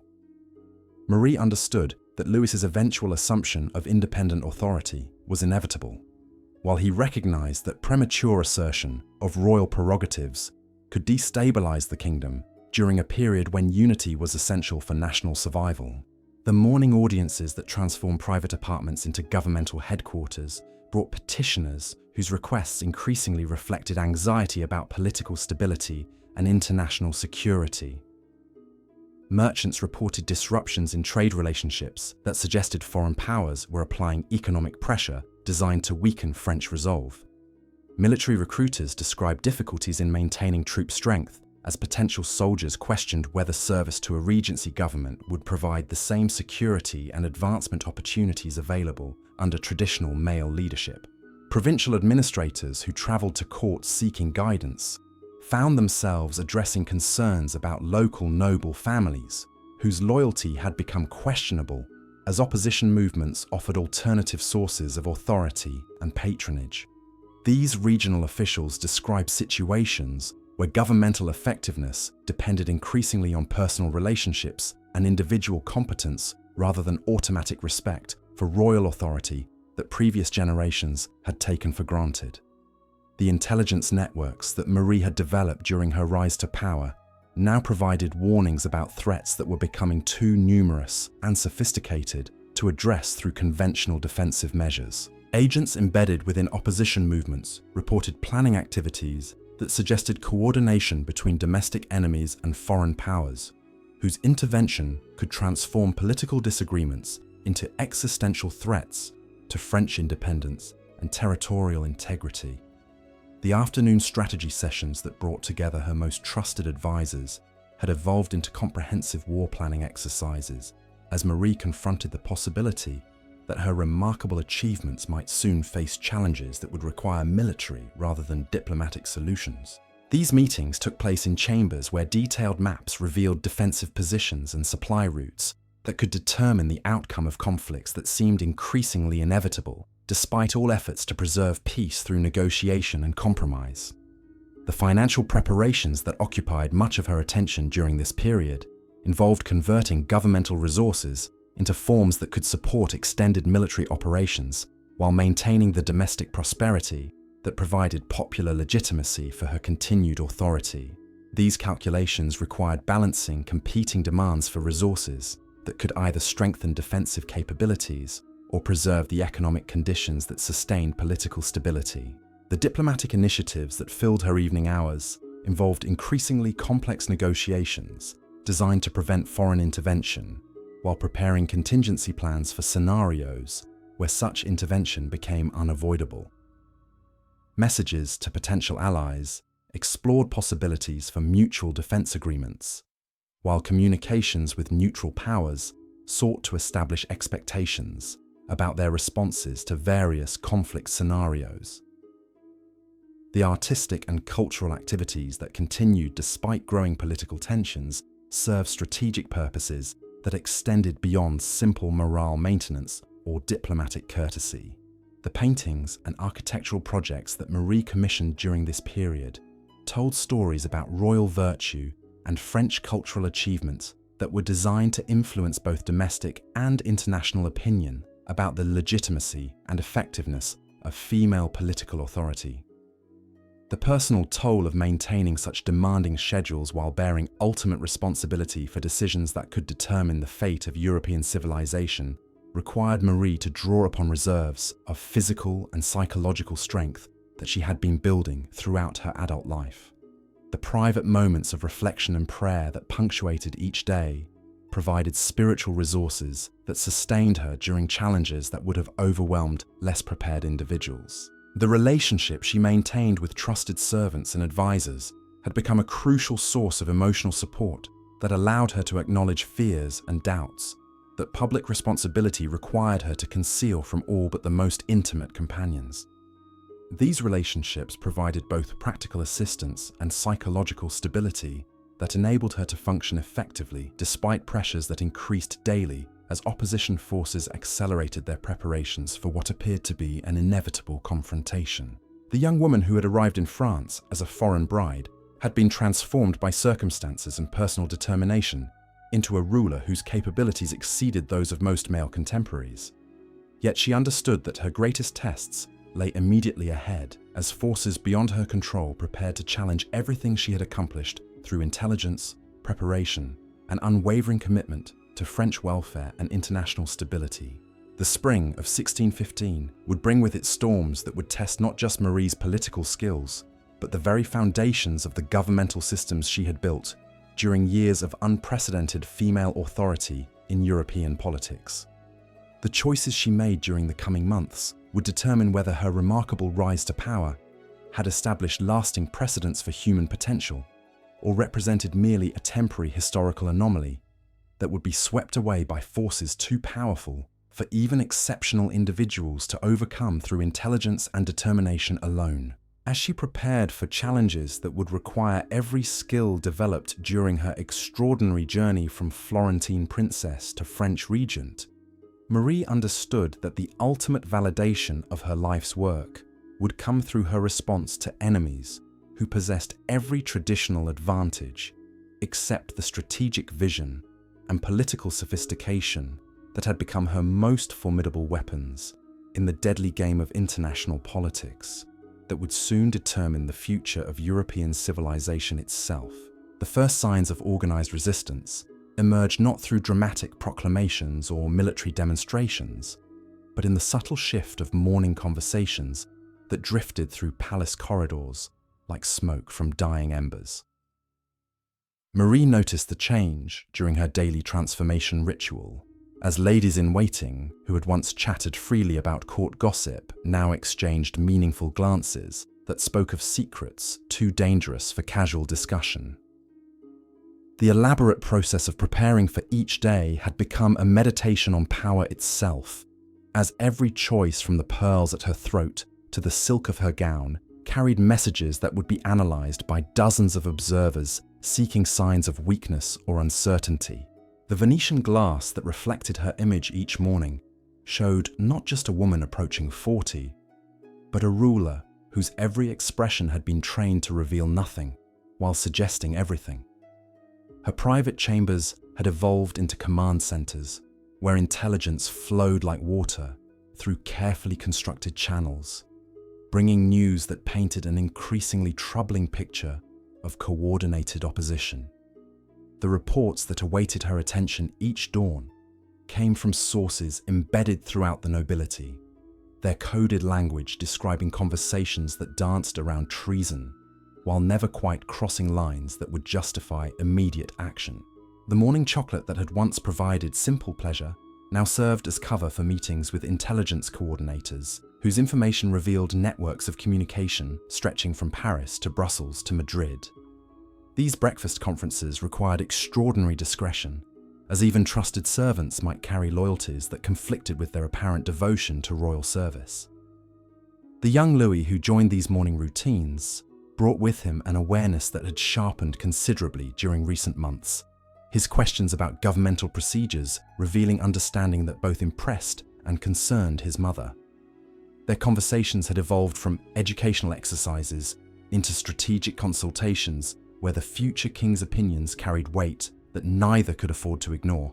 The formal audiences that transformed private apartments into theatres of royal authority now attracted petitioners whose requests carried undertones of political calculation that extended far beyond their surface concerns.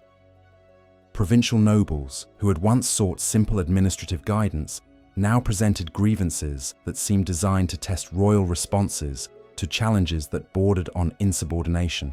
Merchants whose prosperity had flourished under Marie's economic policies found themselves caught between gratitude for past favours and anxiety about future stability. Their carefully worded appeals for continued protection revealed growing pressure from competitors who whispered about opportunities that might emerge if political circumstances changed dramatically. Religious authorities who had supported policies of moderation and tolerance now brought warnings about extremist movements that seemed designed to exploit any governmental vulnerability for their own purposes.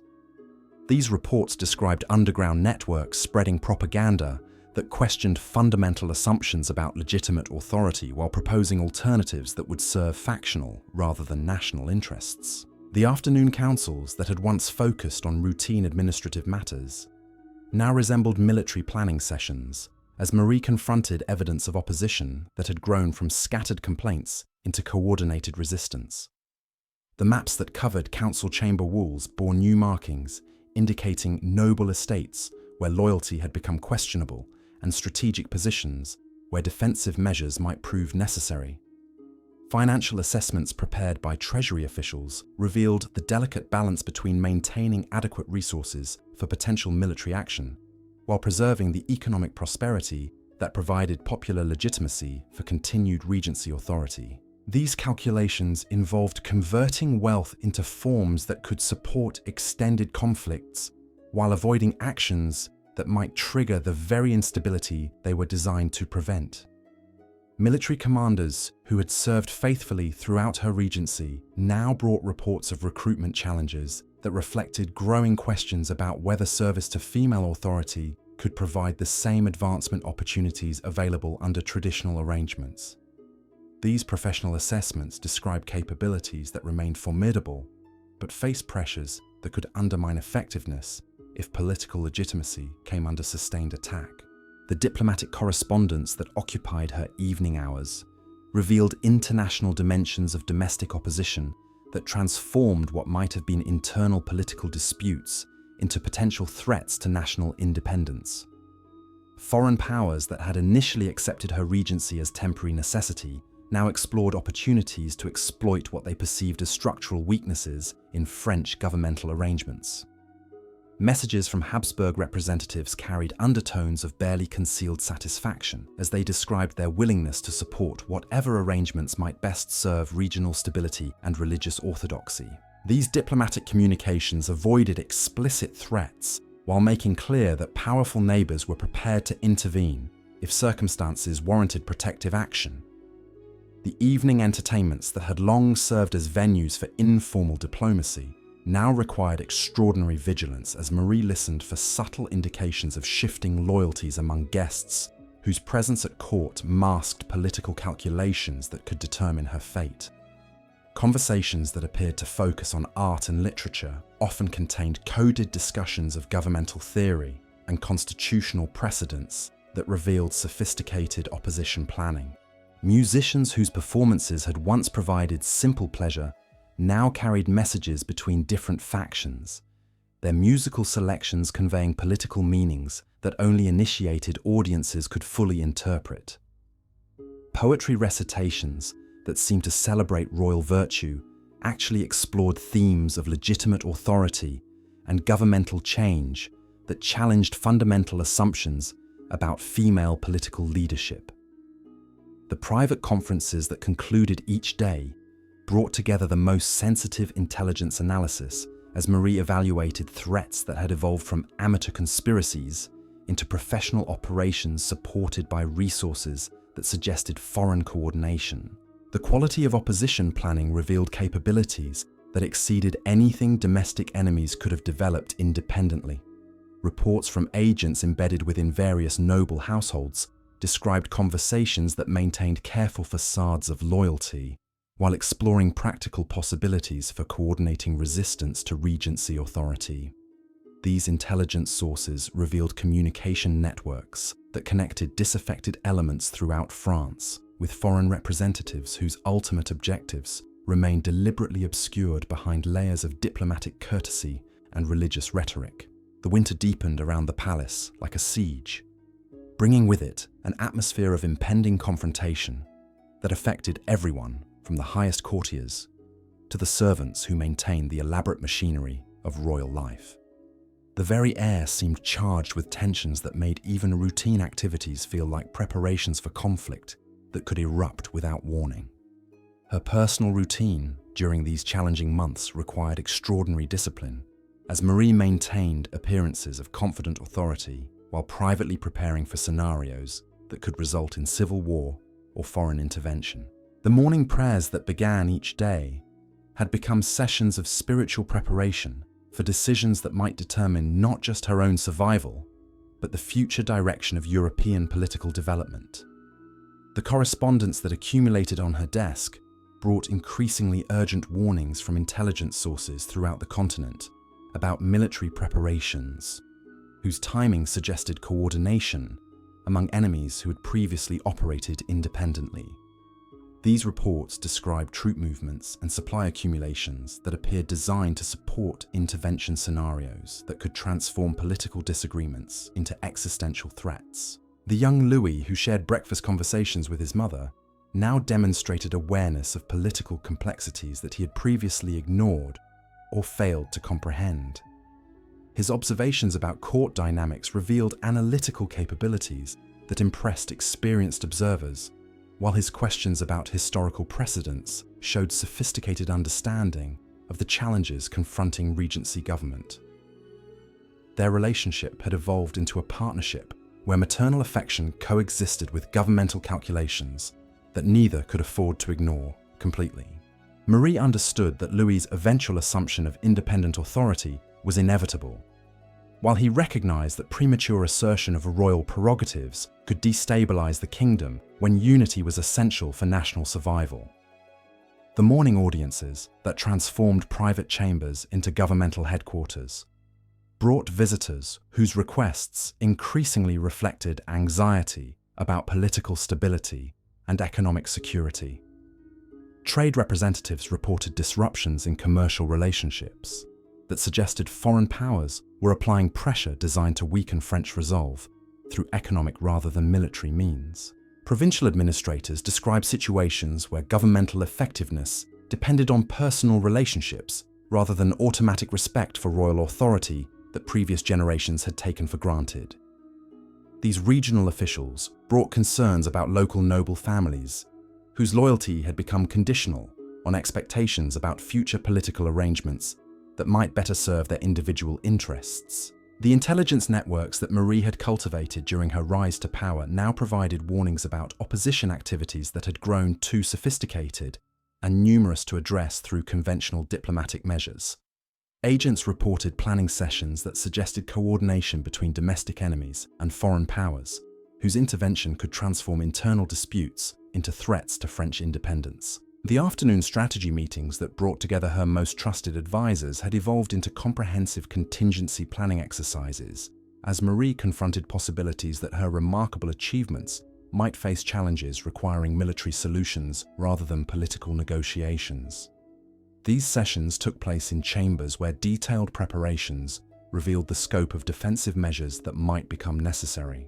Financial preparations during this period involved complex calculations about converting governmental resources into forms that could support extended operations while maintaining domestic conditions that provided popular legitimacy for continued authority.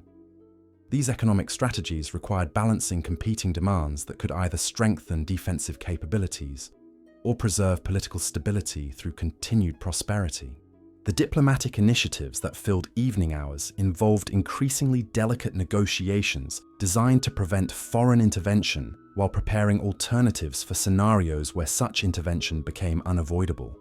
Communications with potential allies explored mutual defense possibilities, while messages to neutral powers established expectations about their responses to various conflict developments. Cultural activities that continued despite growing tensions served purposes that extended beyond simple morale maintenance or ceremonial requirements. The artistic commissions that Marie approved during this period conveyed messages about royal virtue and French achievements that were designed to influence both domestic and international opinion about the legitimacy of female political authority. The personal demands of maintaining such intensive schedules while bearing ultimate responsibility for decisions that could affect European civilization required Marie to draw upon physical and psychological resources that she had been developing throughout her adult life. Private moments of reflection provided spiritual strength that sustained her during pressures that increased daily as opposition forces accelerated their preparations. The relationships she maintained with trusted companions had become crucial sources of support that allowed her to acknowledge fears and uncertainties that public responsibility required her to conceal from all but the most intimate confidants. These connections provided both practical assistance and emotional stability that enabled effective functioning despite challenges that would have overwhelmed less prepared individuals. The transformation that circumstances had wrought in the young woman who had arrived as a foreign bride now faced its ultimate test, as forces beyond her direct control prepared to challenge everything she had accomplished through intelligence, preparation, and commitment to French welfare.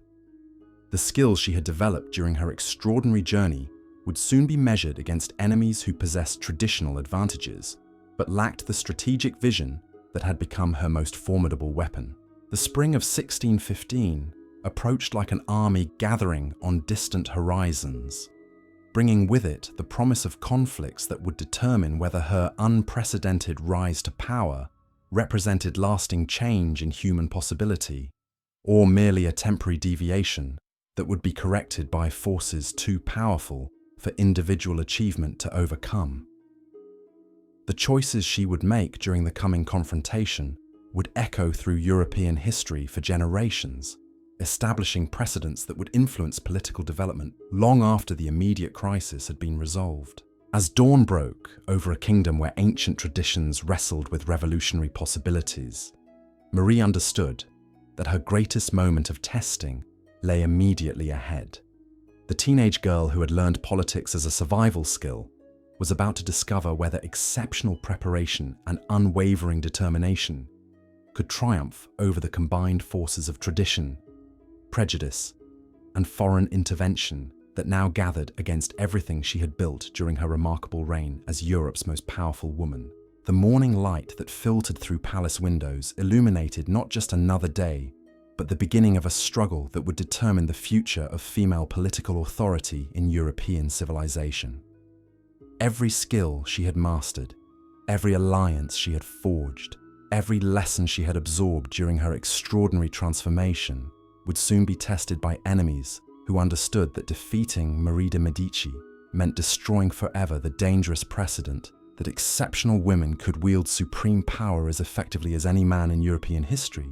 The fortress-like Louvre that served as Marie's primary residence during these crucial months had become a labyrinth of whispered conversations and meaningful silences, where even the most trusted servants moved with the cautious precision of people who understood that careless words could topple kingdoms.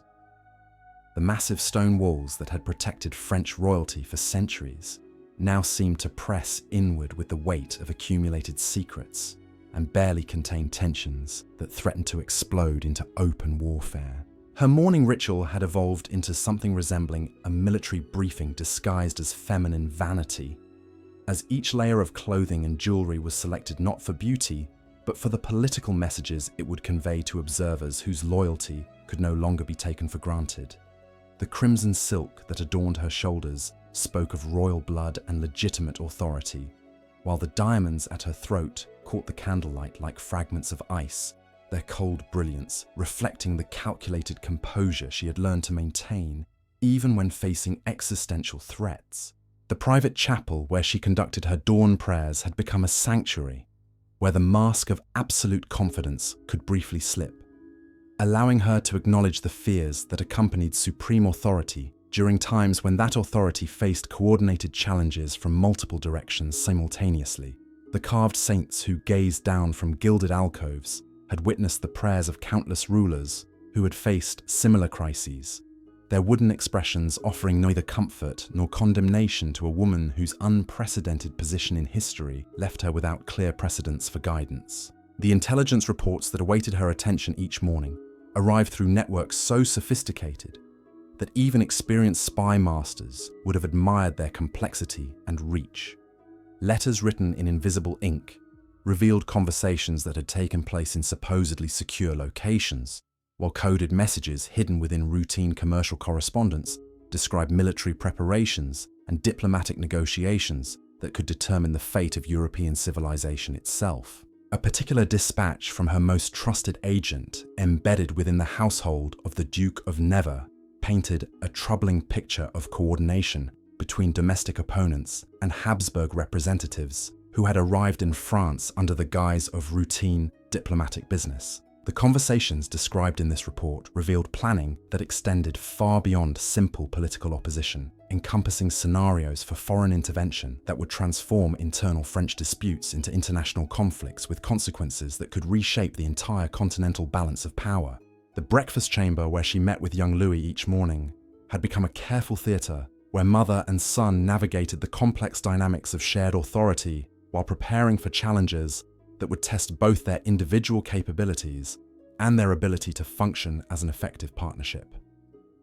The 14-year-old king who joined these private conferences bore little resemblance to the grieving child she had comforted after his father's assassination, his questions revealing analytical sophistication that both impressed and concerned the woman who had shaped his education. Their conversations during these intimate morning hours required extraordinary delicacy as they discussed governmental matters that could determine not just their personal fates, but the future of French civilization itself. Louis's observations about court dynamics demonstrated understanding that extended far beyond his years, while his questions about historical precedents revealed awareness of the constitutional complexities that surrounded regency authority during periods of political instability. The elaborate breakfast service that accompanied these discussions provided cover for exchanges that would have been too dangerous to conduct in more public settings. Servants who had been carefully selected for their loyalty and discretion moved through the chamber with practiced efficiency, their presence creating an atmosphere of normalcy that masked conversations about defensive preparations and contingency planning that could soon become matters of life and death. The morning audiences that followed these private conferences transformed ornate reception chambers into theatres where the business of governing Europe's most powerful kingdom was conducted with ceremonial dignity that barely concealed the deadly serious calculations underlying every decision. The petitioners who sought royal favour during these formal sessions were themselves carefully evaluated as potential allies or enemies, their requests analysed for hidden meanings that might reveal the broader political currents flowing beneath the surface of court life. Provincial administrators who travelled great distances to seek guidance found themselves addressing a woman whose knowledge of regional conditions often exceeded their own understanding of local dynamics. Marie could discuss the defensive capabilities of frontier fortifications with military precision, analyse the economic implications of harvest failures with commercial sophistication, and evaluate the religious loyalties of different populations with theological insight that impressed even experienced clergy who had spent their lives studying such matters.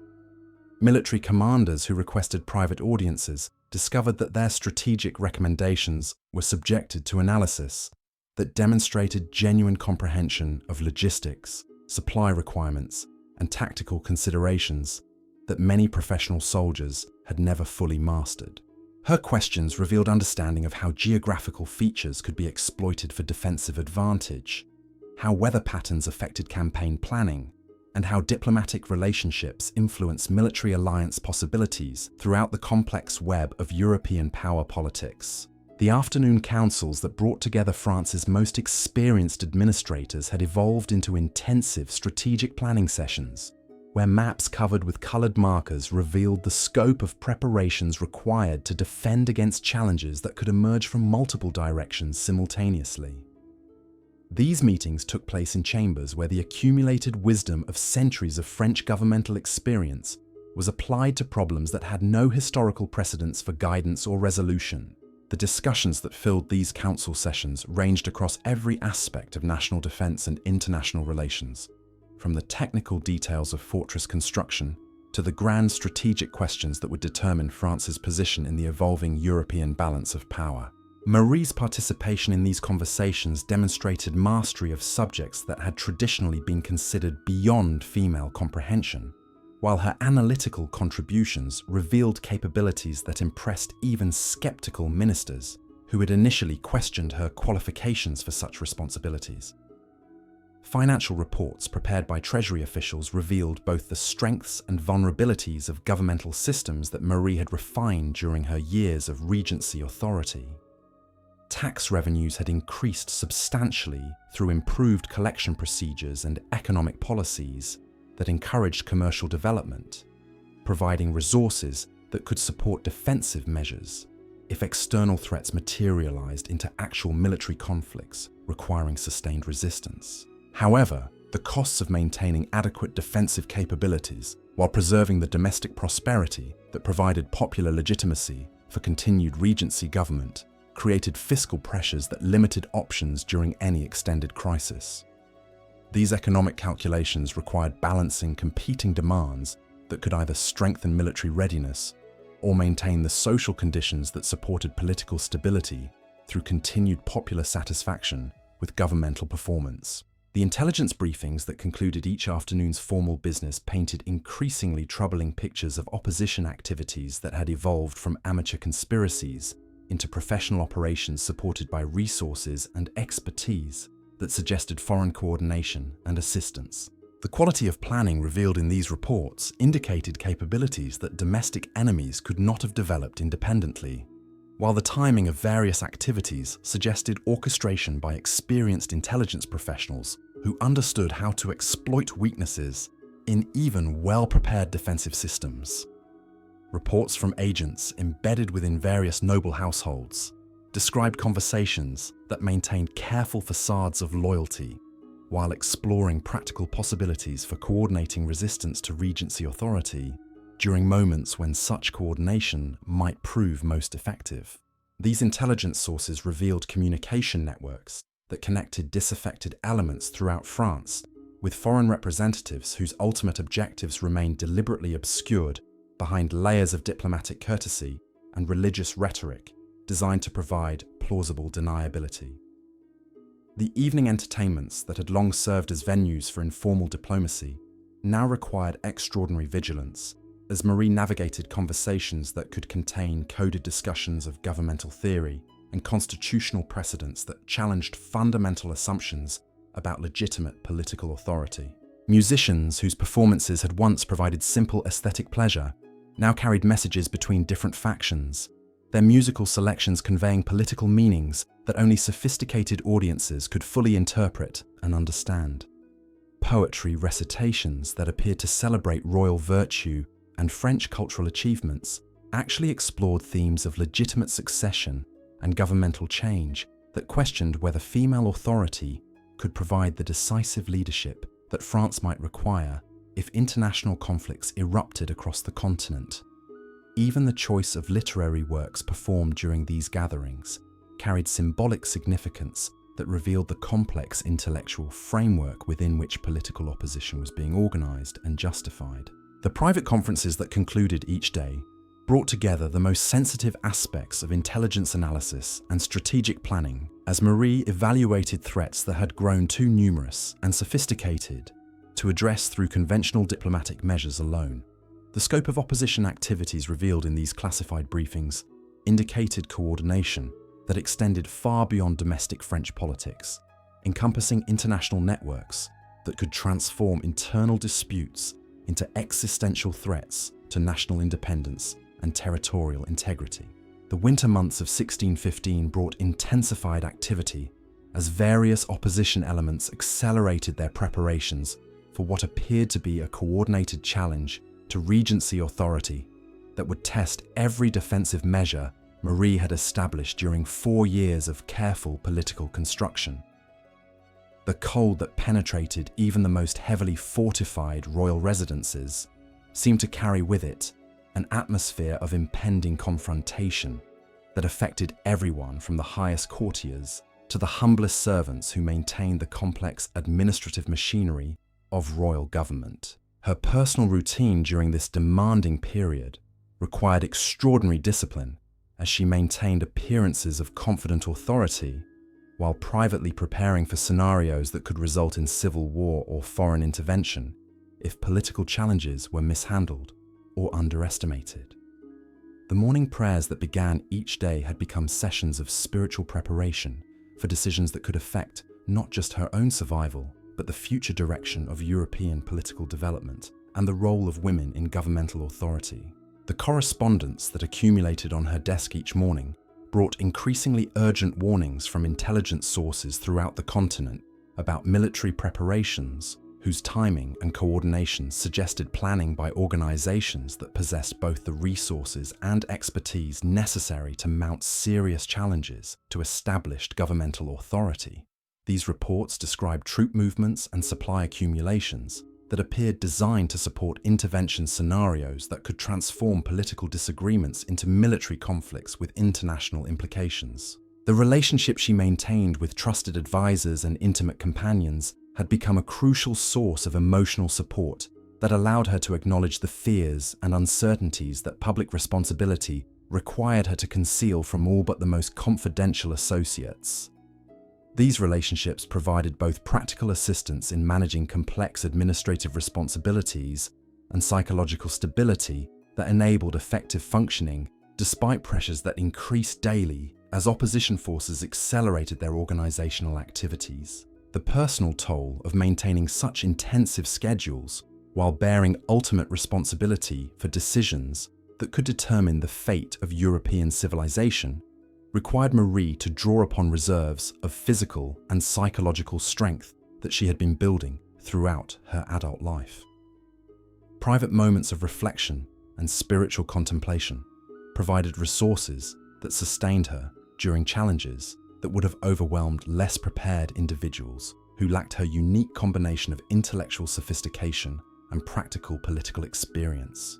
The transformation that circumstances had wrought in the young woman who had arrived in France as a foreign bride now faced its ultimate validation as forces beyond her direct control prepared to test everything she had accomplished through intelligence, preparation, and unwavering commitment to French national interests and European political stability.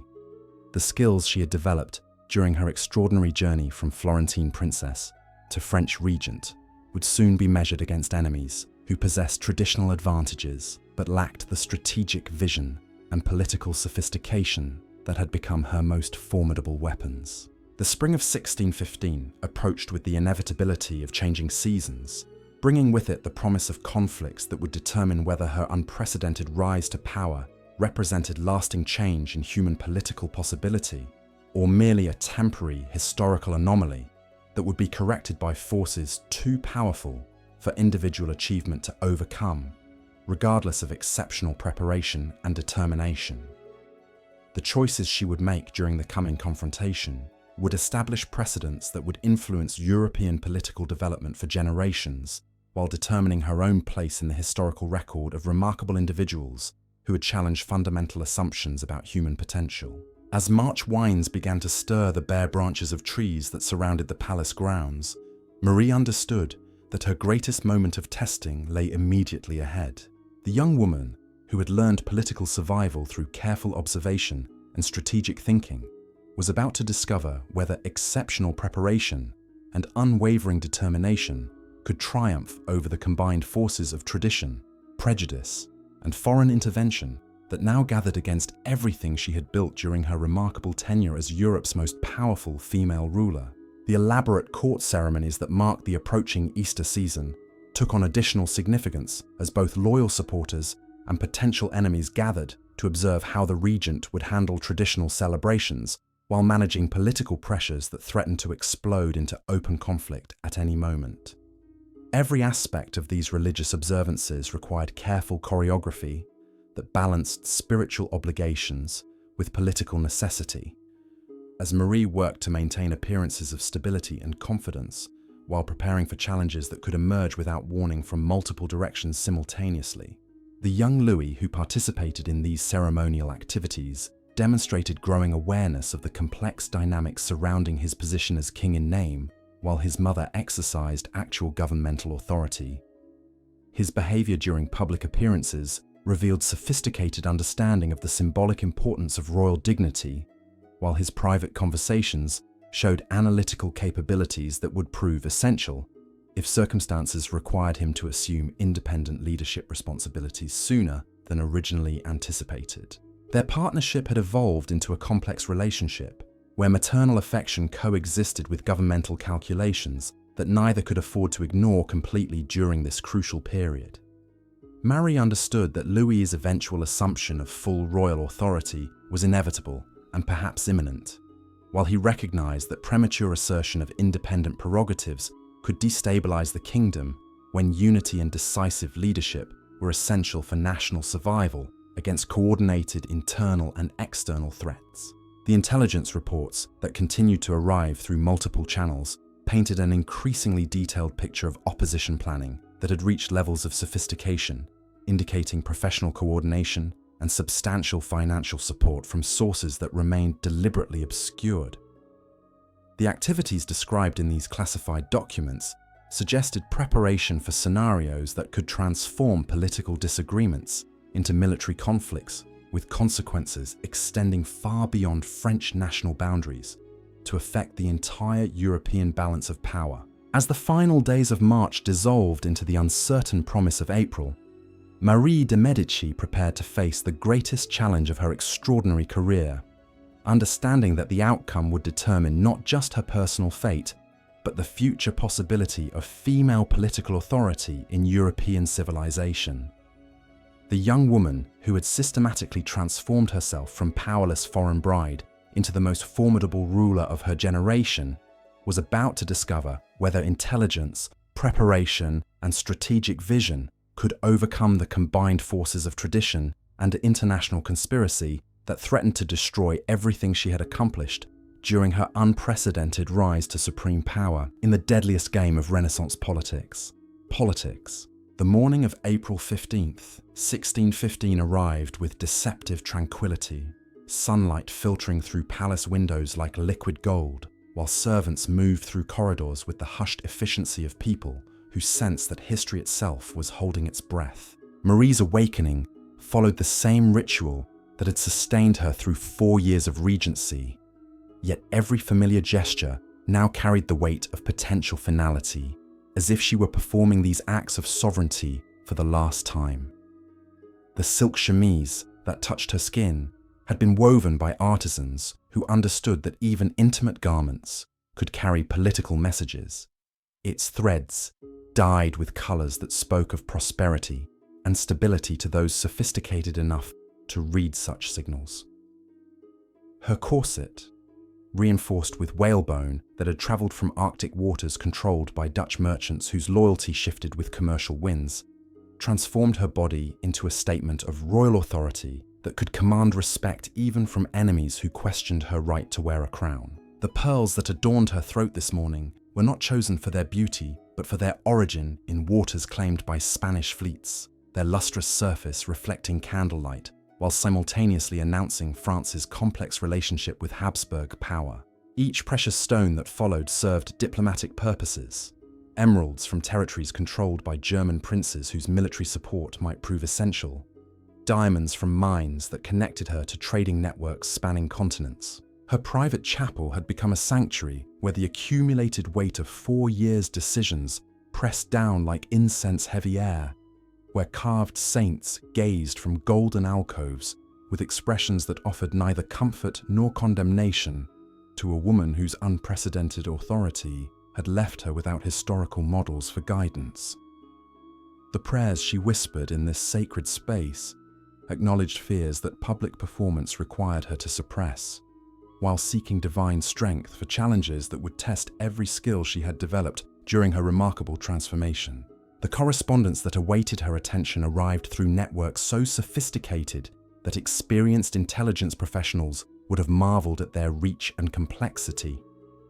Letters written in sympathetic ink revealed conversations conducted in supposedly secure locations, while seemingly routine commercial documents contained coded warnings about military preparations that could reshape European civilization. A dispatch from her most trusted agent described coordination between domestic opponents and foreign representatives whose intervention plans had evolved from theoretical possibilities into operational preparations. The breakfast chamber where she met with Louis had transformed into a careful theatre where every gesture carried implications for the future of French royal authority. The 14-year-old king, who joined these morning conferences, possessed awareness that extended far beyond his years, his questions revealing analytical sophistication that both impressed and concerned the woman who had shaped his understanding of governmental complexity. Their conversations required extraordinary delicacy as they navigated shared responsibilities while preparing for scenarios where traditional arrangements might collapse without warning. Lewis's observations about court dynamics demonstrated comprehension of political subtleties that would have challenged experienced diplomats, while his inquiries about constitutional precedents showed understanding of the legal frameworks that governed regency authority during periods of crisis. The elaborate service that accompanied these discussions provided cover for exchanges too dangerous for public settings. Servants selected for absolute loyalty moved through the chamber with practiced discretion, creating atmospheres of normalcy that masked conversations about defensive preparations and succession planning that could determine the fate of European politics. The very porcelain from which they sipped chocolate carried symbolic weight, its delicate beauty contrasting with the harsh realities they discussed in whispered consultations. The morning audiences that followed transformed reception chambers into stages where the business of governing was conducted with ceremonial dignity that barely concealed deadly serious calculations underlying every decision. Provincial nobles who sought guidance found themselves evaluated not just as petitioners, but as potential allies or enemies whose regional influence could prove decisive if civil conflict erupted across the kingdom. Military commanders who requested private consultations discovered that their strategic recommendations underwent analysis, demonstrating genuine comprehension of logistics and tactical considerations that many professional soldiers never fully mastered. Marie could discuss fortress design with engineering precision, evaluate supply chain vulnerabilities with commercial sophistication, and assess diplomatic implications of military positioning with strategic insight that impressed even skeptical officers who had initially questioned female understanding of warfare. The intelligence briefings that punctuated these morning sessions revealed opposition activities that had evolved far beyond amateur conspiracies into professional operations, supported by resources indicating foreign coordination. Reports from agents embedded throughout the nobility described conversations maintaining facades of loyalty while exploring practical possibilities for coordinating resistance when circumstances might favor organized rebellion against regency authority. The afternoon councils that brought together France's most experienced administrators had become intensive war planning sessions, where colored markers on detailed maps revealed defensive preparations required to address challenges emerging from multiple directions simultaneously. These meetings occurred in chambers where centuries of governmental wisdom was applied to problems lacking historical precedents for resolution or even basic guidance. Financial assessments prepared by Treasury officials revealed the delicate balance between maintaining resources for potential military action while preserving economic conditions that provided popular legitimacy for continued regency government. These calculations involved converting wealth into forms supporting extended conflicts while avoiding measures that might trigger the very instability they were designed to prevent through careful preparation and strategic positioning. Military reports described French capabilities with clinical precision that revealed impressive strengths alongside concerning vulnerabilities that enemies might exploit if conflicts erupted beyond diplomatic resolution. The reforms Marie had implemented improved training and organizational efficiency while reducing costs. Yet these improvements had come at the expense of traditional arrangements, binding noble families to royal service through personal loyalty rather than professional obligation.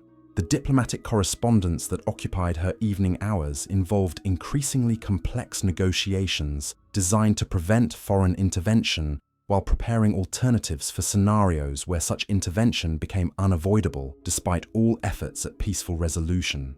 Messages to Italian allies emphasized continued friendship while exploring mutual defense possibilities. Communications with German princes balanced religious solidarity with practical military cooperation considerations. Letters to English representatives maintained cordial relationships, while probing for indications of British attitudes toward continental conflicts that might affect French security interests in ways that could prove decisive if wider European war erupted from what appeared to be internal French political disagreements, but actually involved international conspiracy reaching the highest levels of European power. The evening entertainments that concluded each day served purposes extending far beyond ceremonial courtesy or social pleasure, providing venues where sensitive intelligence could be gathered through careful observation of guests whose presence masked political calculations that could determine her ultimate fate. Conversations appearing to focus on artistic and literary topics often contained coded discussions of constitutional theory and governmental precedents that challenged fundamental assumptions about legitimate authority. Musicians whose performances had once provided simple aesthetic pleasure now carried messages between different factions, their musical selections conveying political meanings that sophisticated audiences could interpret as indicators of shifting loyalties and emerging alliances. Poetry recitations celebrating royal virtue actually explored themes of succession and constitutional change that questioned whether female leadership could provide decisive guidance if international conflicts required rapid military response. The private conferences that concluded each day brought together the most classified intelligence analysis as Marie evaluated threats that had grown too numerous and sophisticated to address through conventional measures alone. Opposition planning revealed capabilities exceeding anything domestic enemies could develop independently, while coordination timing suggested orchestration by experienced professionals who understood how to exploit vulnerabilities in even well-prepared defensive systems. Her personal chambers during these crucial weeks had become command centers where intelligence flowed through carefully constructed networks, bringing information about noble household conversations, foreign diplomatic activities, and military preparations whose scope indicated planning for scenarios that could transform French internal politics into European international crisis, with consequences affecting the entire continental balance of power for generations. The physical demands of maintaining such intensive schedules while bearing ultimate responsibility for decisions affecting European civilization required Marie to draw upon reserves of strength developed throughout her adult preparation for exactly these circumstances. Private moments of spiritual reflection provided resources sustaining her during pressures that increased daily as opposition forces accelerated organizational activities designed to coordinate maximum impact when circumstances favored decisive action. The relationships she maintained with trusted advisors had become essential sources of support, allowing her to acknowledge uncertainties that public responsibility required her to conceal from all but the most confidential associates. These connections provided both practical assistance in managing complex administrative responsibilities and psychological stability, enabling effective functioning, despite challenges that would have overwhelmed less prepared individuals, lacking her unique combination of intellectual sophistication and practical political experience. The transformation that events had wrought in the young woman who arrived as foreign bride now faced ultimate validation as forces beyond direct control, prepared to test everything accomplished through intelligence, preparation, and unwavering commitment to French interests. The skills developed during her extraordinary journey would soon be measured against enemies possessing traditional advantages, but lacking strategic vision that had become her most formidable weapon in deadly Renaissance political games. The late April days of 1615 brought increasing tension as various elements of organized opposition accelerated preparations for coordinated challenges to regency authority that would test every defensive measure established during 4 years of careful political construction. The atmosphere throughout the palace had become electric with barely contained energy, as if everyone sensed that fundamental changes were approaching, with the inevitability of seasonal transitions. Her morning routine now included briefings from intelligence coordinators whose reports painted detailed pictures of noble households, where conversations had shifted from abstract theoretical discussions to practical planning sessions exploring specific scenarios for resistance coordination. These classified documents revealed communication networks connecting disaffected elements throughout France with foreign representatives, whose ultimate objectives remained deliberately obscured behind diplomatic courtesy and religious rhetoric.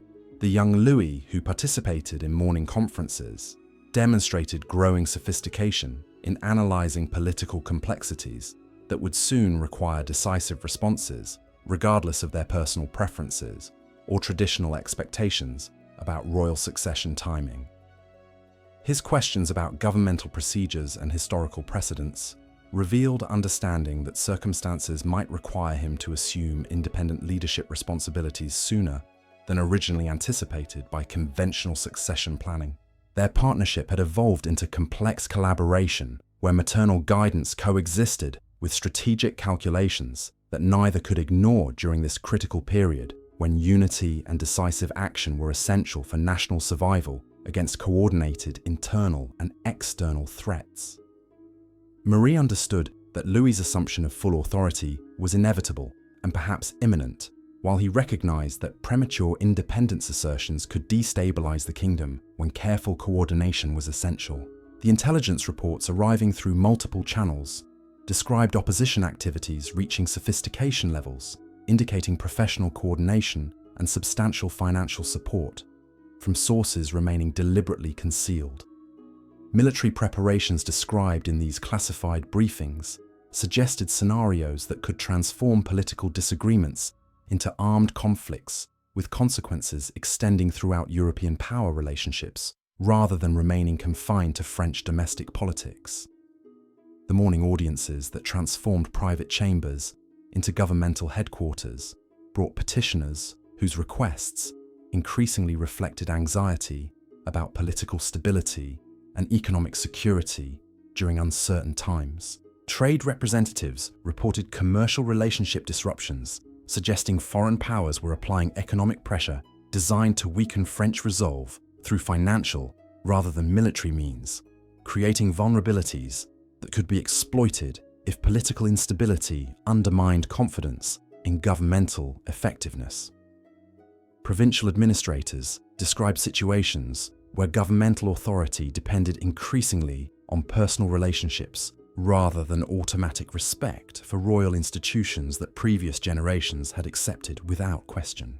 These regional officials brought concerns about local noble families whose loyalty had become conditional on expectations about future political arrangements that might better serve their individual interests than continued support for regency government. The afternoon strategy sessions that brought together trusted advisors had evolved into comprehensive contingency planning exercises, as Marie confronted possibilities that her achievements might face challenges requiring military solutions rather than diplomatic negotiations. These meetings occurred in chambers where detailed preparations revealed defensive measures that might become necessary if opposition coordination succeeded in creating crises that could not be resolved through conventional political means. Financial calculations during this period involved complex assessments about converting governmental resources into forms supporting extended operations while maintaining domestic conditions, providing popular legitimacy for continued authority. These economic strategies required balancing competing demands that could either strengthen defensive capabilities or preserve political stability through continued prosperity that had characterized her regency government since its inception. The diplomatic initiatives filling evening hours involved delicate negotiations designed to prevent foreign intervention, while preparing alternatives for scenarios where such intervention became unavoidable despite all preventive efforts. Communications with potential allies explored mutual defense agreements, while messages to neutral powers established expectations about their responses to various conflict developments that could emerge if internal French disputes escalated beyond peaceful resolution. Cultural activities continuing despite growing tensions served purposes extending beyond morale maintenance or ceremonial requirements, conveying messages about royal virtue and French achievements designed to influence both domestic and international opinion about the legitimacy and effectiveness of female political authority during challenging circumstances. The artistic commissions approved during this period told stories about governmental competence and national strength that could affect how both subjects and foreign observers evaluated French capabilities. The elaborate court ceremonies marking religious observances required careful choreography balancing spiritual obligations with political necessities. As Marie worked to maintain appearances of stability while preparing for challenges that could emerge without warning from multiple directions simultaneously. Every aspect of these traditional celebrations was analysed for symbolic significance that could influence popular opinion and foreign diplomatic calculations about French governmental effectiveness and political legitimacy. Her private study sessions during these demanding weeks occurred in chambers illuminated by dozens of candles, casting dancing shadows across documents containing information about every aspect of French governmental operations and international relationships. She spent hours each evening reviewing provincial reports, analysing military expenditures, and studying diplomatic correspondence, providing intelligence about foreign intentions and capabilities that could affect national security interests. The personal toll of maintaining such intensive responsibilities while bearing ultimate accountability for decisions that could determine European civilization's future required extraordinary physical and psychological resilience that she had been developing throughout her adult preparation for exactly these circumstances. The morning prayers beginning each day had become spiritual preparation sessions for choices that might affect not just personal survival, but lasting precedents for female political authority in European governmental systems. The correspondence accumulating on her desk brought increasingly urgent warnings from intelligence sources throughout the continent about military preparations whose timing and coordination suggested planning by organizations possessing resources and expertise necessary for mounting serious challenges to established governmental authority. These reports described activities appearing designed to support intervention scenarios that could transform internal disputes into international conflicts with far-reaching implications. The transformation circumstances had created in the young woman who arrived as foreign bride now approached its ultimate test as forces beyond direct control prepared to challenge everything accomplished through intelligence, preparation, and commitment to French welfare. The skills developed during her remarkable journey from Florentine princess to European ruler would soon face measurement against enemies possessing traditional advantages, but lacking the strategic sophistication that had become her most effective weapon. As May approached with the promise of spring warmth that could not dispel the chill of impending confrontation, Marie understood that her greatest challenge lay immediately ahead. The woman who had systematically transformed herself from powerless teenager into Europe's most formidable female ruler was about to discover whether exceptional preparation and unwavering determination could overcome the combined forces of tradition, prejudice, and international conspiracy that now gathered against everything she had built during her unprecedented rise to supreme political authority in the most dangerous game of Renaissance European politics. The seasons turned as they always had, but Marie de Medici had transformed from that foreign princess who stepped hesitantly into French court life into something unprecedented in European history. Through intelligence networks that spanned continents, diplomatic skills that impressed seasoned ambassadors, and political acumen that exceeded most male rulers of her era, she had proven that exceptional preparation could overcome seemingly insurmountable obstacles. Her legacy echoes through the centuries, not merely as a woman who briefly held power, but as someone who fundamentally altered how we understand political capability itself. The mourning rituals that began in Florentine chambers, the careful cultivation of allies across European courts, the masterful navigation of religious tensions and international crises. All of this demonstrated that leadership transcends traditional boundaries when combined with unwavering intelligence and strategic vision. Marie's story reminds us that history's most remarkable figures often emerge from the shadows of supposed powerlessness, transforming themselves through careful observation, relentless preparation, and the courage to seize moments when destiny calls. The young woman who learned politics as a survival skill became a master of the most complex political game ever played.